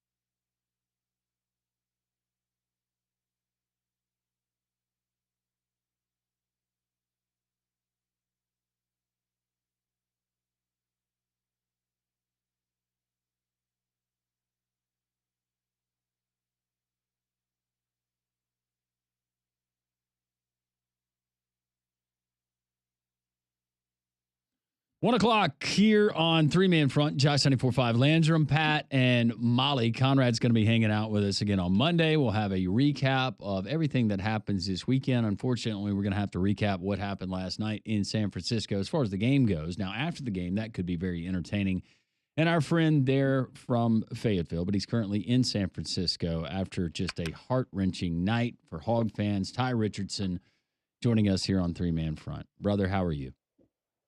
Landon, could be better. You know that first love that you had growing up when she ripped your heart out? Yes. Well, that was the Arkansas Razorbacks for me. It's always been that way. I mean, agonizing defeat after agonizing defeat since I've been alive. Just another heartbreaker last night, gentlemen. As you've replayed the game in your mind as to what went wrong, 4.5 minutes ago, you got a 13-point lead. I told Pat, I don't know if you noticed this, but it was after Brazil, I think, had the dunk and he was fouled and going to the line, and he kind of gave that wink and a smile at his bench. It seemed like things went south after he did that. I don't know if you picked up on that, but what have you been able to kind of put under the microscope and looking back at where it all went wrong for the Hogs late? Well, I mean, that's a sequence right there where you did think it was over. I think the highest lead they had was 16, second largest comeback in 316 history for the Red Raiders. I think when you're up 6 with 1:30 to go, and then you give up another 3, and then Arkansas. I mean, I'm always a believer in fouling when you're up 3 late. Arkansas elected not to do that. Darian Williams got a shot off. He hadn't hit a shot from deep really all game. I think he hit 1 3. It was like 2 for 9 or 2 for 8, and hit that one. So I mean, there are several sequences, Landrum, that just killed Arkansas. And it's one of those games, and I know Kentucky fans have this feeling, unfortunately, all too often as Cal at times. It's like you had every advantage, and you just let it slip away. And this one hurts, boys. There's no way around it. Ty Richardson joins us from ESPN Radio from Arkansas. He's actually in San Francisco. I'm just glad that you're still my friend, because I texted you midway through the second half, and I asked you to come on the show today, and you gladly accepted. And I thought it was going to be under better circumstances. I remember I was texting with Conrad, and I said, Conrad, I don't know if Ty's going to be on or not, because he may never talk to me again after I've just jinxed Arkansas by asking him to be on the show. But I will say this, and I said this early in the show. You said in one of the text messages to me that, hey, Pat, it's not over yet. And my goodness, I just did not anticipate that happening. Pat, you're always going to be my friend, buddy, through thick and thin. And let me tell you, it's thick last night. I mean, it wasn't your text. I mean, I got so many texts last night. I kept saying, I just kept copying and pasting the same answer. Don't jinx Arkansas. And yet about 15 texts jinxed the Razorbacks. Sorry, I'm not 100%, fellas. Kind of feel like Arkansas falling in late. I don't. My voice just went away late afternoon yesterday, but nevertheless, Pat, unless you just sent me just a very derogatory text that was filled with expletives and stuff like marking me, I think we're going to be friends. We'll get through this, man. I promise. Well, I do appreciate it. I felt really bad, and you had the great text back to me after the game. So I guess you don't need me tomorrow, do you? And I was like, no, we actually still want to talk to you. I wanted to go back to one other aspect of that game. I know Landrum brought up that particular moment, and I'm not saying this because you're on, because I mentioned this on the show. I thought that was a very quick whistle when Davis got the important rebound underneath the goal. And it, to me, seemed like, are you kidding me? And for those that do not remember that one part of the game, kind of take us there, Ty, and explain what I was referring to. Yeah, so again, another good play from Darian Williams. He comes behind and ends up grabbing the ball. Now Nelly rips it away relatively quickly, and yet they whistle for a jump ball, which if you watch that game, a good chunk of the time, they let him play, and they'll eventually call a jump ball, but it wasn't – I mean, I don't even know if it was a full second, Pat and Landrum and Molly. So I know Arkansas fans point to that. I mean, the refs didn't lose you the game last night. You did. But that's definitely a sequence in a moment where Arkansas fans wish they would have gotten the whistle to go their way and just, frankly, it not have been blown in that situation, because to me that did not warrant a jump ball there. As far as this particular roster and what it could look like entering next season, I realize it's a wild world of the transfer portal, but as far as roster retention and guys that will be exported, what does that look like according to the people you talk to? Well, Landrum, so you've got a couple guys that are out of eligibility, like John L. Davis. Carter Knox and Billy Richmond, they would be key pieces this next season. DJ Wagner, I think, would be a key piece. But Cal's got Darius Acuff and Malik Thomas. Acuff's number one rated point guard. Malik's number one, number two shooting guard, depending on what recruiting service. So just kind of the expectations of what this roster looks like. Those are conversations Cal said that he has to have first with the guys on campus, and then he can explore his other possibilities and opportunities with the transfer portal. But in the ever-changing world of college sports and college athletics, we had, 700-plus guys going to the transfer portal today. I think it should be expected that Arkansas will have a guy or two enter the portal. You don't want it to happen because you really do like this team and how they played down the stretch. I promise that wasn't a gunshot. I don't know what the hell was. But I think you are in San Francisco. You never know. Yes, yeah, very much so. There's a part that they're like, do not go in this area. Not just the Tenderloin, apparently another part. But I think we can expect to see some pieces transfer out. Apparently, Arkansas's contacted former Alabama Crimson Tide and South Carolina Gamecock Nick Pringle, so they got to reload on the front court. We'll see if Big Z stays or not. Just something to monitor here because Cal doesn't really have a chance to take a break. He's got to hit the ground running with this transfer portal. All right, Ty. So now that the season is in the books, what is the overall feeling from Arkansas fans about the success that this season had? The ups and downs, any kind of buyer's remorse in regards to Coach Cal? No, I don't think so, Leonard, just because of them finishing the way they did. Of course, in the actual game itself, you would have loved to match up with Florida in the Elite Eight and just see what the opportunity that could have presented itself. But I mean, this team ended up being a blue blood in Kansas and a 2-seed in St. John's and made it to the second weekend. Because that's what matters. Like the whole criticism of Cal the last 4 years, and I've said it, it's like he's had great regular seasons, but he's had one NCAA tournament win. He's doubled that up in 1 year at Arkansas. And I think a lot of fans expect this to be his worst year as the Arkansas Razorbacks head coach, at least regular season-wise. We never know what the tournament will do in the postseason, but I think Arkansas fans are excited. Now, they're disappointed at the same time. Like I walked by John Tyson last night, and you could tell he's disappointed, but publicly, he's been very supportive of John Calipari through this process, his friend, and I think I think the 90-something% of Razorback Nation is proud of what this team accomplished. You'll always have the negative naysayers out there, but I'm definitely not in that camp. If I'm resetting the field right now, I'm not asking you to seed, but tonight in the games that we get in Atlanta, Auburn and Michigan, Ole Miss and Michigan State, the other games that we get, Houston and Purdue, Tennessee and Kentucky, who do you like to advance and be in the Elite Eight? I like Tennessee to beat Kentucky. Like it's really hard to beat a team 3 times in a season. I like Chris Beard in Ole Miss. I know Izzo's a really good coach, and he's probably got the better team. But, man, Beard, what he's done in year 2 in Oxford is remarkable. I was feeling Michigan earlier in the week, and I know the pressure is going to be on Auburn because they're basically 2 hours or so from campus. But I think that Janai Broom and that front line is going to be too much, even though that Michigan has a pretty solid one as well. And Leonard, it's Purdue and Houston. I'm going to take the Cougars and Kelvin Sampson to advance to the Elite Eight tonight.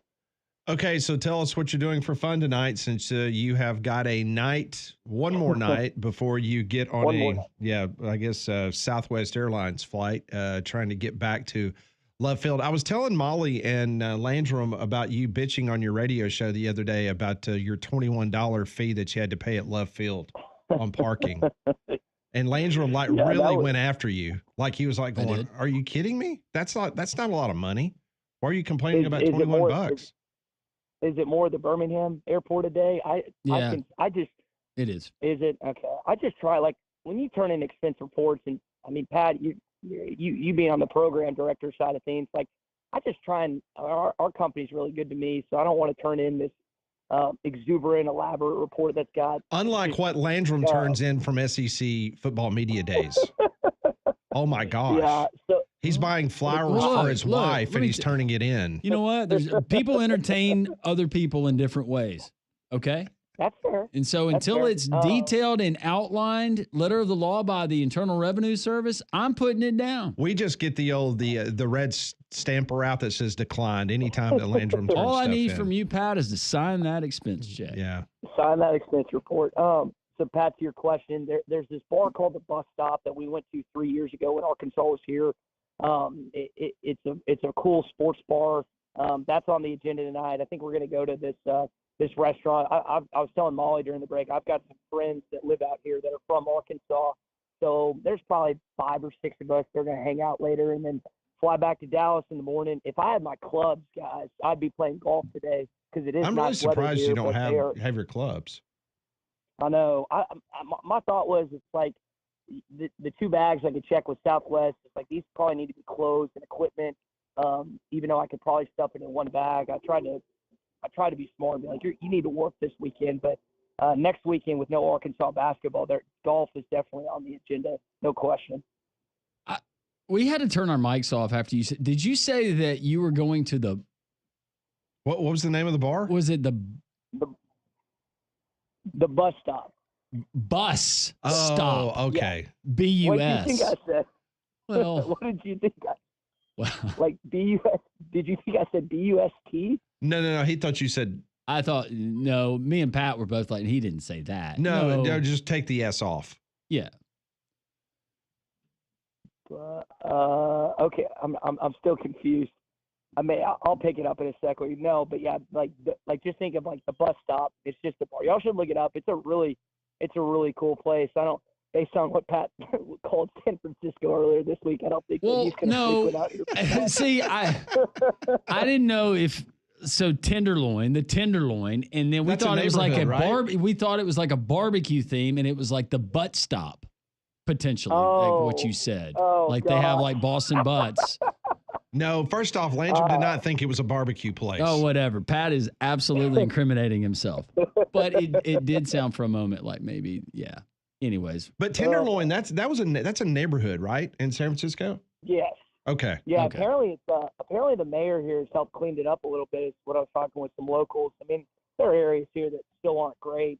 But apparently the Tenderloin is not as it's more tender than it used to be, guys. It's not as tough around the edges. Hey, Ty, it's good to know. I didn't get you in trouble by what I said on your radio show the other morning. Dude, Pat, I died. Like, that's the funniest I've ever laughed at a guest in like 7 years. Like, I nearly dropped my Comrex headset. I was laughing so hard. I had to like hold it onto my head. I was cracking up. I'm so sorry. The parking decks out there, they are trying to turn into pickleball courts. Are they really? Yeah. Interesting. Wow. Yeah. I don't think that'll help you on this trip. They just built land in this facility in Northwest Arkansas that, I mean, it's several thousand square feet. I don't know if pickleball's taking Alabama like storm like it has a lot of other places, but I mean, Arkansas, especially kind of the ritzy northwest part of Arkansas, it is people have latched onto it. Oh yeah, it's definitely growing here. There's pickleball courts. There's more pickleball courts. Pat's got them out where he lives, but there's more that are starting to pop up. Now you've got private pickleball clubs that they've introduced. Interesting. Yeah. All right, so Ty, now that we've moved, obviously we've got spring football, but nobody's having spring games anymore, so that's no fun. Arkansas's got a great baseball team. I assume you will be hanging out in Hoover. Track and field, they're really good in that. I do know they're very good in that. I guess we'll see you in Hoover, right? I hope so. We usually, that's the one trip, like we get a media day. I guess we don't go to the spring meetings, but we get a media days, NCAA tournament, and postseason bowl-wise. But I've actually never been to Hoover, Alabama for the SEC tournament. I know you've spoken very highly of it, Pat. So I need to make it out there at some point. I know. I mean, all kidding aside, I know we BS a lot, but I'm telling you, and I tell you, you're good friends with Brett Norsworthy like I am, and Brett has never been to an SEC baseball tournament. So wow. I think you and him both need to come down here, and we'll treat you guys. I mean, it is absolutely one of the best events you get will an ever RV. go to. That would be awesome. Yeah. It's just tremendous. Pick stats up. Here's what I'll do, fellas. I'll drive from Fort Smith to Memphis, pick stats up, and then we'll caravan over there. That sounds like a great time. Yes. I mean, I'm telling you, because I give Brett heck all the time. I'm like, how in the world have you covered this conference as long as I have, and you have not been to the SEC baseball But tournament? how many college football teams has he seen play live? Like 375. Yeah. Yeah. It's crazy. Stats is one of those guys like you, Pat. He's been around the block forever. He knows everyone. Yeah. He's just I can't say enough good things about Brett Norsworthy.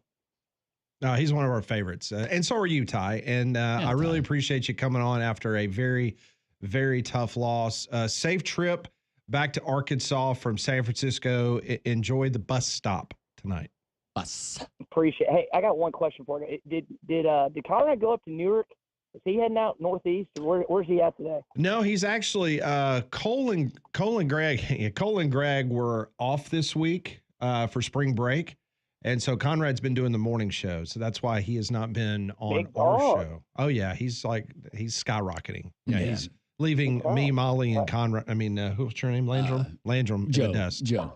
My name is Joe. Yeah, Well, keep his ego in check. You gotta ego check him when he comes back in next week. We gotta make sure his ego hasn't blossomed. We have very creative ways to bring him back down to earth. Yes, very, very much so. And Landrum's upset that he's not going to get to see you in San Antonio next week. Yeah. Oh, dude, I'm bummed, man. Hey, we'll see each other hopefully for the SEC baseball tournament. I think Pat just told me I'm coming down in May.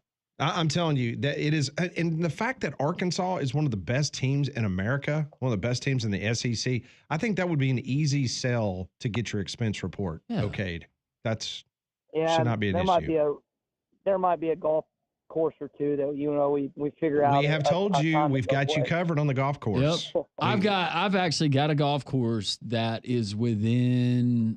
What? 2.5 miles? Yeah, from the Hoover Met. Of the Hoover Met. We can get over there and we can play as much as you want to. See? You'll be my guest. We got you taken You care guys are the Birmingham Alphas, and y'all know everyone. So if there's two people I need to hang out with down in Birmingham, Hoover area. Yeah, just stay away from Conrad. He'll get you in trouble. Yeah. Oh, man. All right, Ty. Enjoy San Francisco, and we will welcome you back to this side of the wonderful Rocky Mountains.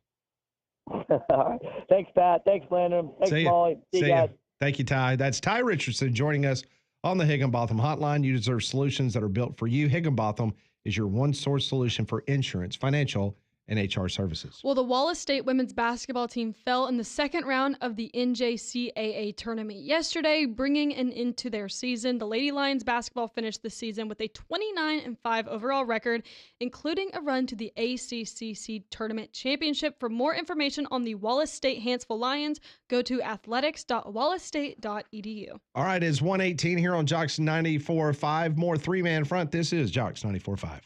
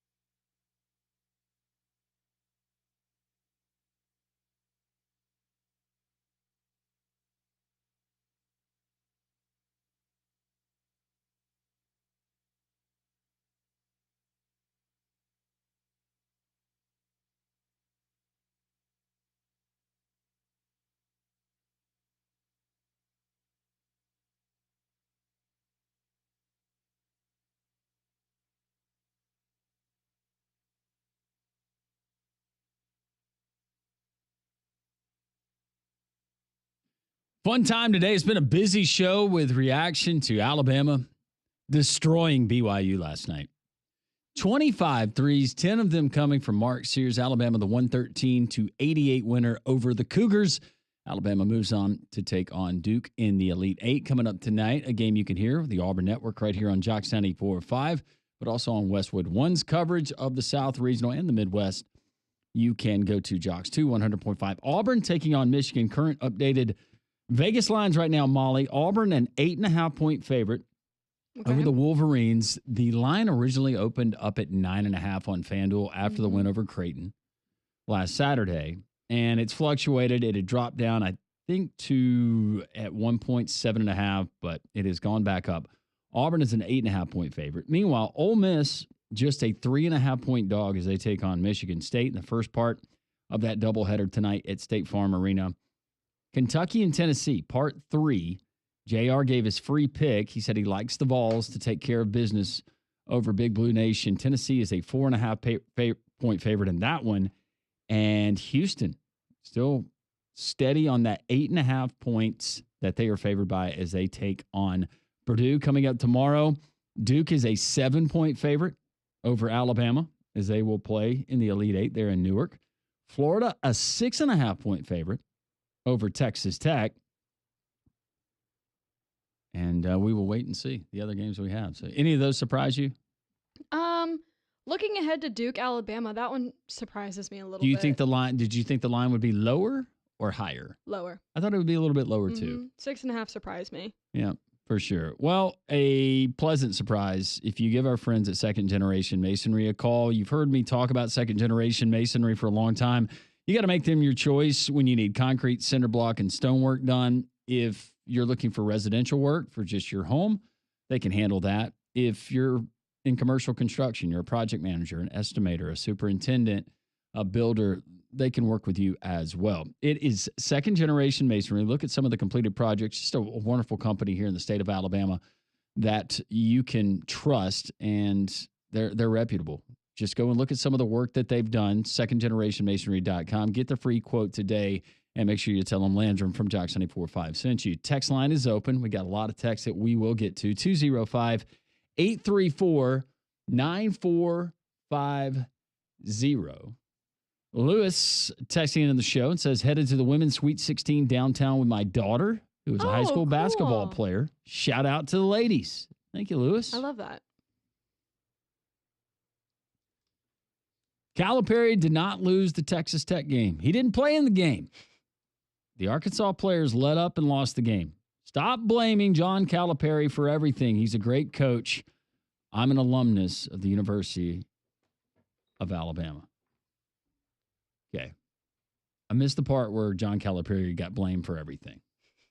Me too. I just said it's mind-boggling, some of the...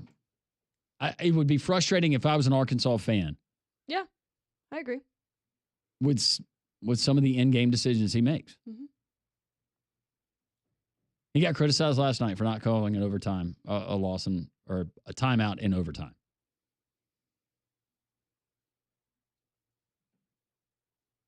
All right, Pat, you're going to have to help me. Mike in T-Town says, definitely check out the San Fernando Cathedral Light Show. In San Antonio? Yeah. I am not familiar with that. You're not familiar with that? I am not. And it says you can't go wrong with any food on the Riverwalk. You have told me anything on the Riverwalk, good to go. No, seriously. Even if you decide, hey, I feel like a really nice Italian restaurant tonight. Great Italian, great. My wife and I, we ate at a wonderful French restaurant right there on the Riverwalk. You've got just multitude of options from Tex-Mex, Mexican cuisine. So it's top of the line. Good stuff. Collins from Pell City says there's a Pat O'Brien's on the Riverwalk. Oh. I did not know that. I went down on the Riverwalk. I had a little bit of time when we were there a couple of years ago playing UTSA. Went to the Alamo, and that was when the eclipse was happening. Mm-hmm. And then the Russian, I remember that. Yeah, and you remember the Russian lady that had me? I thought it was going to be 2 or 3 pictures. Oh, it turned into a photo shoot.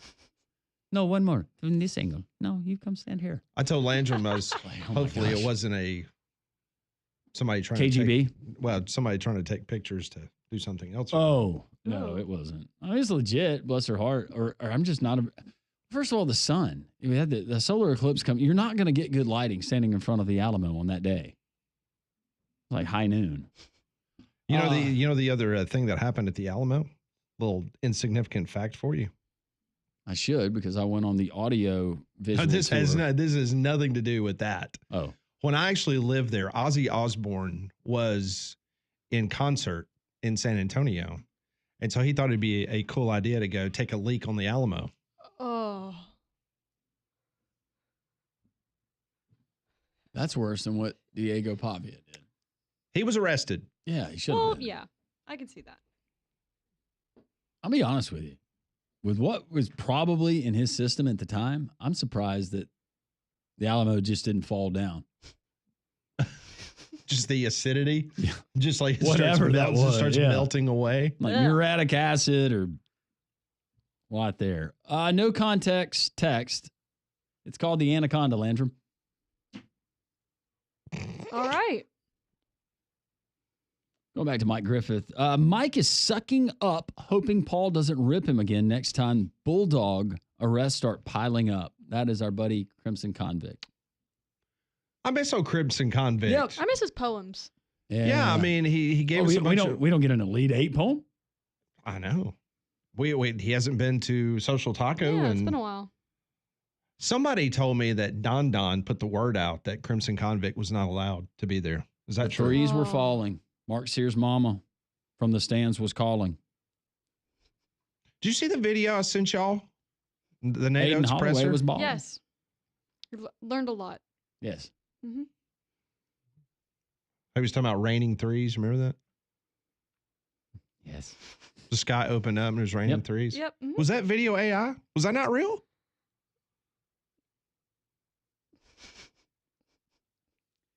Ask Molly if she's ever been to Manawi, Nebraska. No, but I know what it is. What is it? It's the town that has a population of one. One person lives there. Oh, okay. I've never been though. Is that one person the mayor, the post office Yeah, she's manager and the everything? mayor. Yep, the librarian, the head chef. Librarian? Yeah, everything. Okay. Oh, I love this. This one rolling in. I work as a high school principal in San Antonio. You're the only station that gets through the firewall. Laughing, crying emoji. Hey, what high school? If AU and Bama are here, would love to be able to help listeners navigate. Next week is going to be insane. That's awesome. Please text us back and let us know what high school. Yeah. Because I'm trying to remember which high school I would have gone to if I would have stayed there. I love San Antonio. Enjoyed my time living there. And You have always, and look, the brief time I was there, I enjoyed it. I thought it was a beautiful city. It was clean. Never felt like you were in danger. Mm-hmm. Great people, very Yep. friendly. Good place. Drake says he loves Walter Clayton, but he needs to work on his defense. Walter Clayton of Florida. Flag will drop 40 on Bama. If Flag drops 40 on Bama, does Bama have a chance to win? Even if they shoot like they did. Yes. They shoot like they did. Mm-hmm. You limit Knipple and some of those other cats. Not saying it's the same, but I'll compare. Alabama won at Neville Arena over Auburn, and Janai Broom had 34 points. What's wrong with your neck? In the loss. I'm eating tacos later. Just stretching.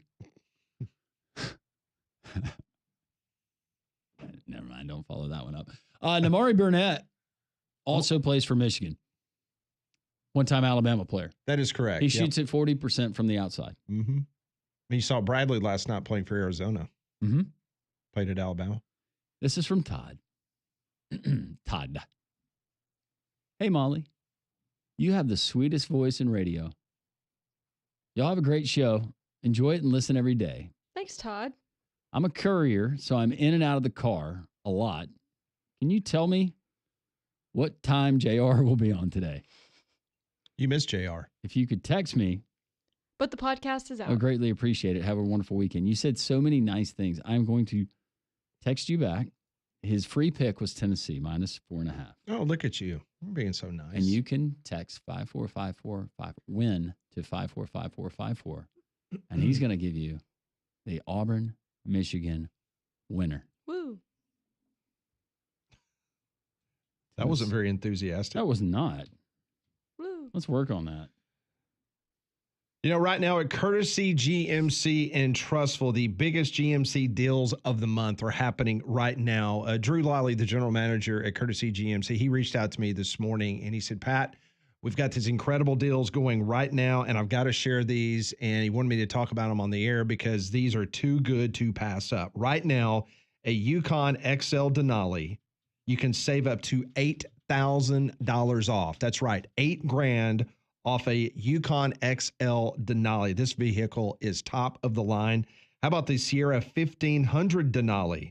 Save up to $13,000 off. And the reason why you're getting these great deals right now, you get great deals every day, but it's the end of the month, March Madness, what is happening right now. So you need to get by Courtesy GMC there in Trustful because these deals on the Yukon XL Denalis and the Sierra 1500 Denalis, these deals are incredible. You can check out more deals from courtesybirmingham.com. Go by and see them this weekend. Of course, their showroom, they have got TVs galore. You're going to think that you're at a sports bar. You will not miss 1 second of any of the action. Go by and see the fine folks there at Courtesy GMC in Trustful off of exit 32, I-459. 5 questions from Pat. We have no idea what they're going to be. That's why it's so much fun. Pat ponders as Three-Man Front continues right here on a Friday on Jocks 94.5.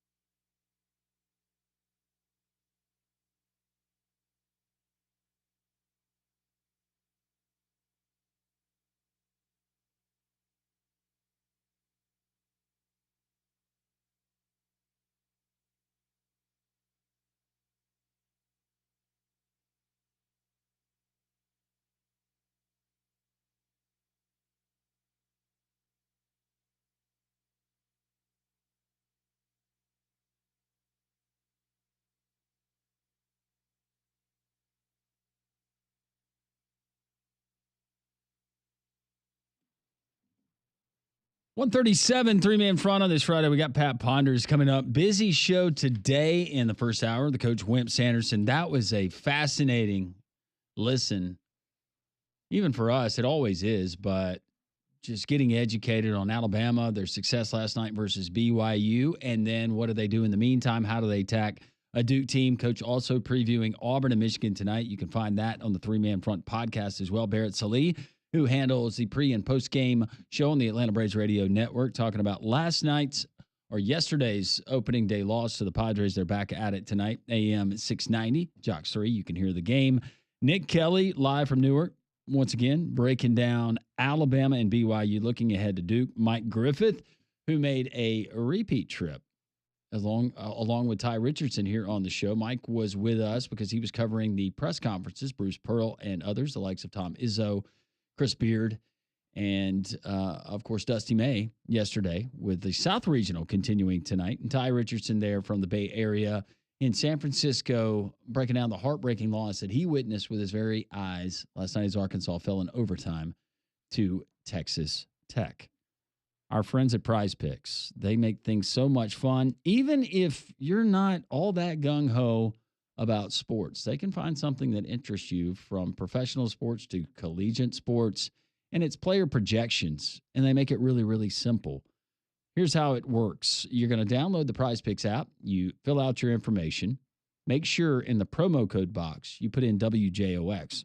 Your first $5 play, win or lose, they kick back $50 instantly to your account. They're encouraging you to play Prize Picks.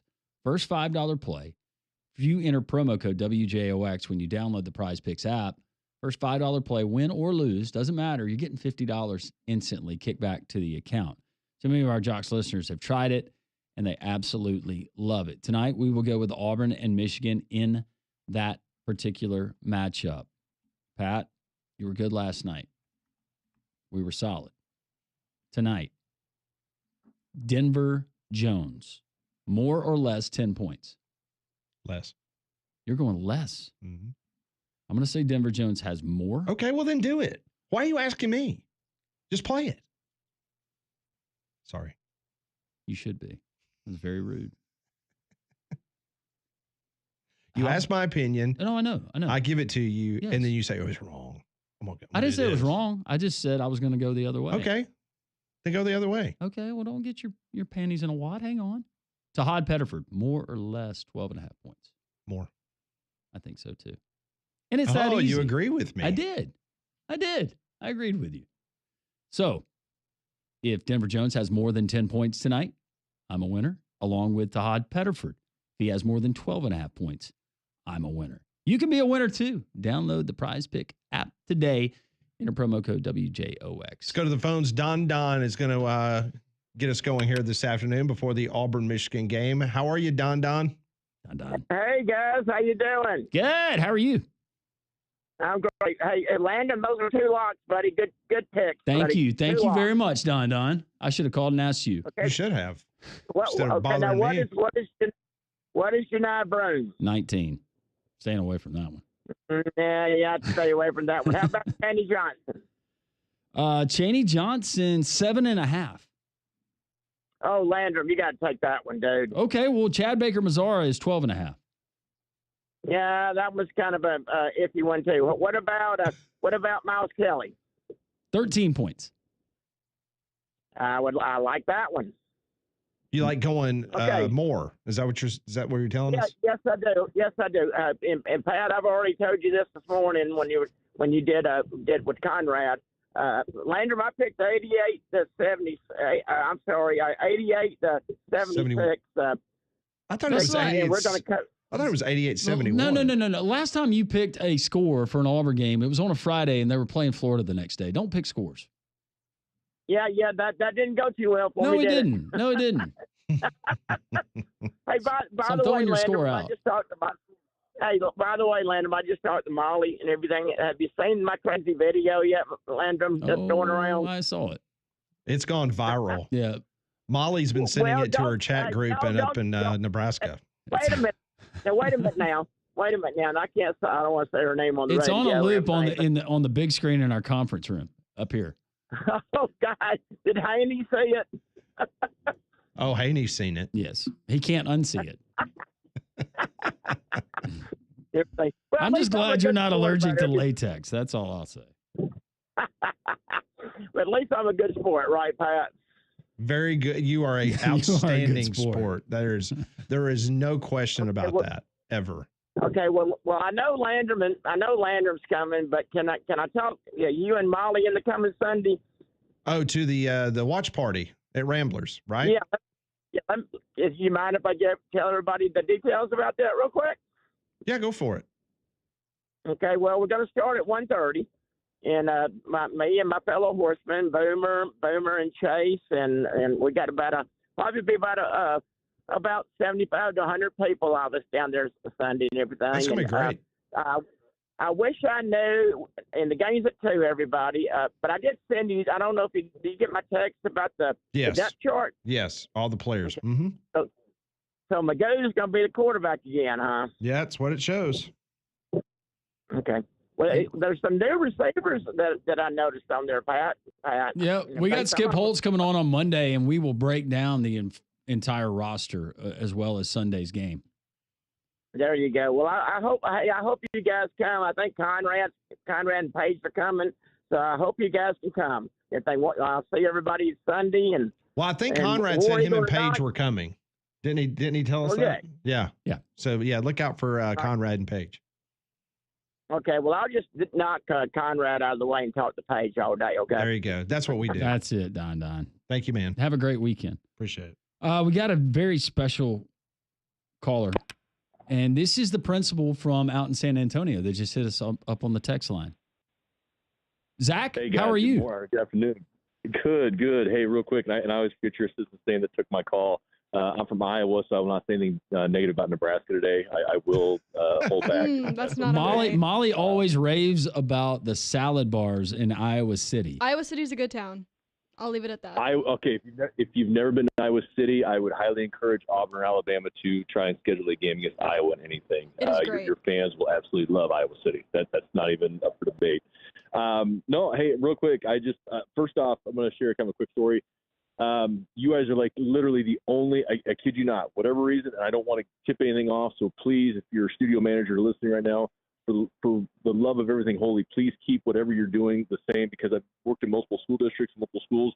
WJOX is the only station that ever gets through a firewall. That's awesome. I've listened to you guys all for literally like I'm going to get a little emotional here, man. I went through a divorce a couple years ago, and literally every morning I would listen to y'all's podcast when y'all had different people on, Jay Barker, all those guys. Sure. Literally, like it was like literally something that got me through some interesting times, man. I'm not awesome. kidding you. I love this station, so I appreciate it. Everything you guys do. No, for anybody that's listening, would love to help you all out next week. Hopefully everything works out tomorrow and tonight, obviously. And as a Kansas grad, I am cheering for Bama hard because Duke always sucks. But anyways, from the standpoint of everything, I've got teachers right now. We got an assembly going on right now, so I told them I had to take an important call. Quickly. That's great. Hey, quickly, do you mind telling us what high school? So I prefer not to. Just That's maybe fine. there's That's somebody fine. listening real That's quick. fine. No, So that's I prefer fine. not, since it is a school day. Okay, well, let me ask you would this. love to- Let me ask you this. So I went to El Dorado Elementary School, and then I went to John H. Wood Middle School. I played in the Perrin Bottle Little League out there in the northeast portion of San Antonio. So what high school? Yeah, so what high school? If I'd have stayed in San Antonio, what high school would I have gone to? Would that have been Churchill High School? You would have been very close to Churchill. I was going to guess Churchill and Madison. Okay, all right. I was going to guess Churchill and Madison. And those, for those of you that aren't understanding how big San Antonio is, we're the sixth largest city in the country. So all those high schools. So there's 14 different school districts in San Antonio. We're talking about 11-man football. We have about 115 different programs that play 11-man football on a Friday night here in the city. It's massive. Yes. So like all those Northeast ISD schools all have about 2,800 kids or more. And those aren't in the big high schools yet in San Antonio. Like there's still high schools that have 3,000 to 4,000 kids. It's massive. Yeah, when I went to John H. Wood Middle School, it was a brand new middle school when I went there, and it was literally like going to a small college. It was unbelievable for a middle school. Yeah, it's absolutely ridiculous how big, and obviously we're growing like just left and right. So any of your listeners, Lord willing, that everything works out tonight and tomorrow, that fall in love with San Antonio, just please go back because it's getting way too crowded, way too quick. It's just getting ridiculous. Like, I mean, we're only an hour and a half from Austin, and you know, it used to be when I lived here the first, you know, I've been here for about 10 years, and you could tell a difference between Austin and you can't tell anymore. It's like the Metroplex. If you've ever been to Dallas-Fort Worth, it's getting like that. So I would love to, if, like I said, everything works out next week or this weekend, I'd love to be able to help out your people. I was also going to say this right now. If you have a little bit of cash and you're like, hey, I'd like to maybe just try to, you know, put the cart in front of the horse hotel-wise, Valero, Texas opens next weekend too in San Antonio. I did not even know that. Oh, jeepers. Yeah. So if you love golf, look right now for tickets. Also, too, Sunday, I believe it's Saturday or Sunday. If you have your kiddos with you, you buy 2 tickets, and all your kids get in for free that are 12 and under to the Valero, Texas Open. Oh, wow. Well, listen, we appreciate you so much. Will you call back though? And we'll give you a name. We'll call you Mr. Belding. How about that? From Saved by the Bells. I like that, man. My first name's Zach. This is a good thing, I think. You know, I mean that's good. I like that. No, hey, I appreciate you guys, really do. And like I said, you know, and I mean this with all the bottom of my heart. Duke sucks, so go Bama. Hey, thank you so much, and text us, call us anytime. We appreciate you. Appreciate you guys. Have a good weekend. Zach, thank you, brother. We appreciate you, man. Thank you so much. More That's awesome. three-man front on this Friday. This is Jocks 94.5.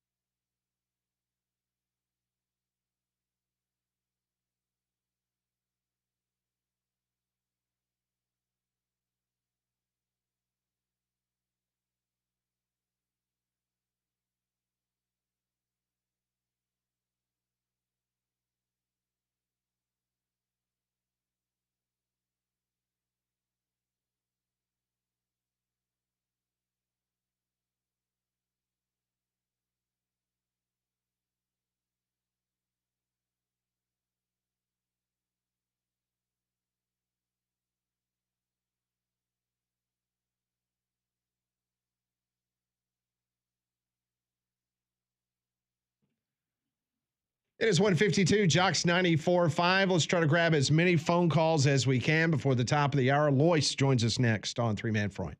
Lois? Lois, sorry. Hello? Hello. Hello. Hey, is this Lois? Yes. Hey, Is Lois. Pat there? He's right there. I am right here. Yes, ma'am. Pat, this is Lois. I was just calling to add, I listen to the program every day. We appreciate that. Thank you, ma'am. Half of the night. But what I call, why are you so rude to the people that you work with? I love them.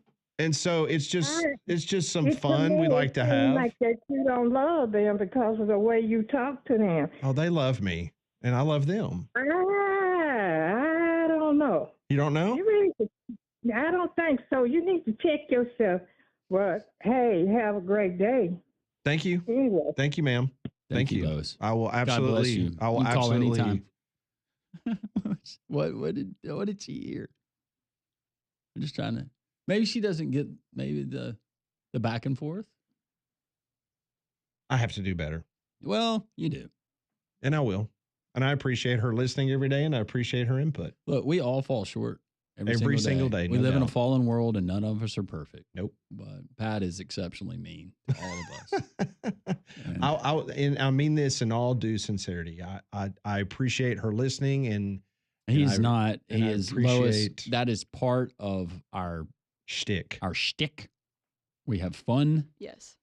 It's all he's none of us take offense to it except for Conrad. And it's because Oh, and Conrad now- Lois. now see. It's because Conrad is a what's a I don't even know if I can say that. I don't know what you're trying to say either. And it's a Friday, and I'm just not going to do it. Well, Brandon just called and he said that he He's has very Tennessee beating Kentucky. So Yeah. he wanted me to relay the message for y'all. It's a good pick. Mm-hmm. No, in all seriousness, it's fine, Lois. He's fine. He doesn't mean it. We know how Pat is. He's just a. That's just how Pat is. It's just you take it for what he is. I do appreciate her opinion and I appreciate her listening every day and I will take her advice. Why are you laughing? See, it's right there. Right No, there. Right but there. she's laughing. It's right there. She's laughing right at there. me, but See, no- that's not the way you should talk to her. But no, I wasn't. You yelled at her. No, you guys just make me laugh. You yelled at her. I've laughed a lot today. This week, actually. I think we all need to laugh a little bit more every I day. agree, Landrum. Right? Yeah. It's okay to laugh. It is. Thank you, Lois. We appreciate the text. Appreciate all of you interacting today on the text line 205-834-9450. I cannot believe it. I am seeing Sweet 16 action right now as we speak. In Birmingham. And it's the Battle of Tobacco Road. North Carolina and Duke. Who'd have thunk it right here? That court looks good, doesn't it? Looks fantastic. What time are you going down? Oh, just as soon as I leave here. 13-7 in the early going. North Carolina leading Duke as they have played one quarter of basketball. 13-9 now. We will have a very busy week next week on Three Man Front. Kind of setting the stage for you. On Tuesday, we'll be at Social Taco as we are each and every Tuesday. Wednesday, Landrum starts his trek to the Lone Star State. He will be in the Final Four Wednesday through the national championship. Yep. So we will see Landrum back here early part of the next week. My train leaves early that morning. Yes. Meanwhile, myself and Molly, we will be live at 18 South next Friday. Oh, yeah. I love some 18 South. If you've not been in 18 South, guys, take your wives in there too. You can both shop. Absolutely. It's great stuff. So Molly and I will be there next Friday. Landrum will be in San Antonio. So we've got a very busy week. We hope you will be tuned in and be a part of the fun. Don't forget Auburn Network tonight. You can listen to the coverage right here on Jocks 94.5. From all of us to all of you, be nice to one another. Yes. Pat, Paul Finebaum is next.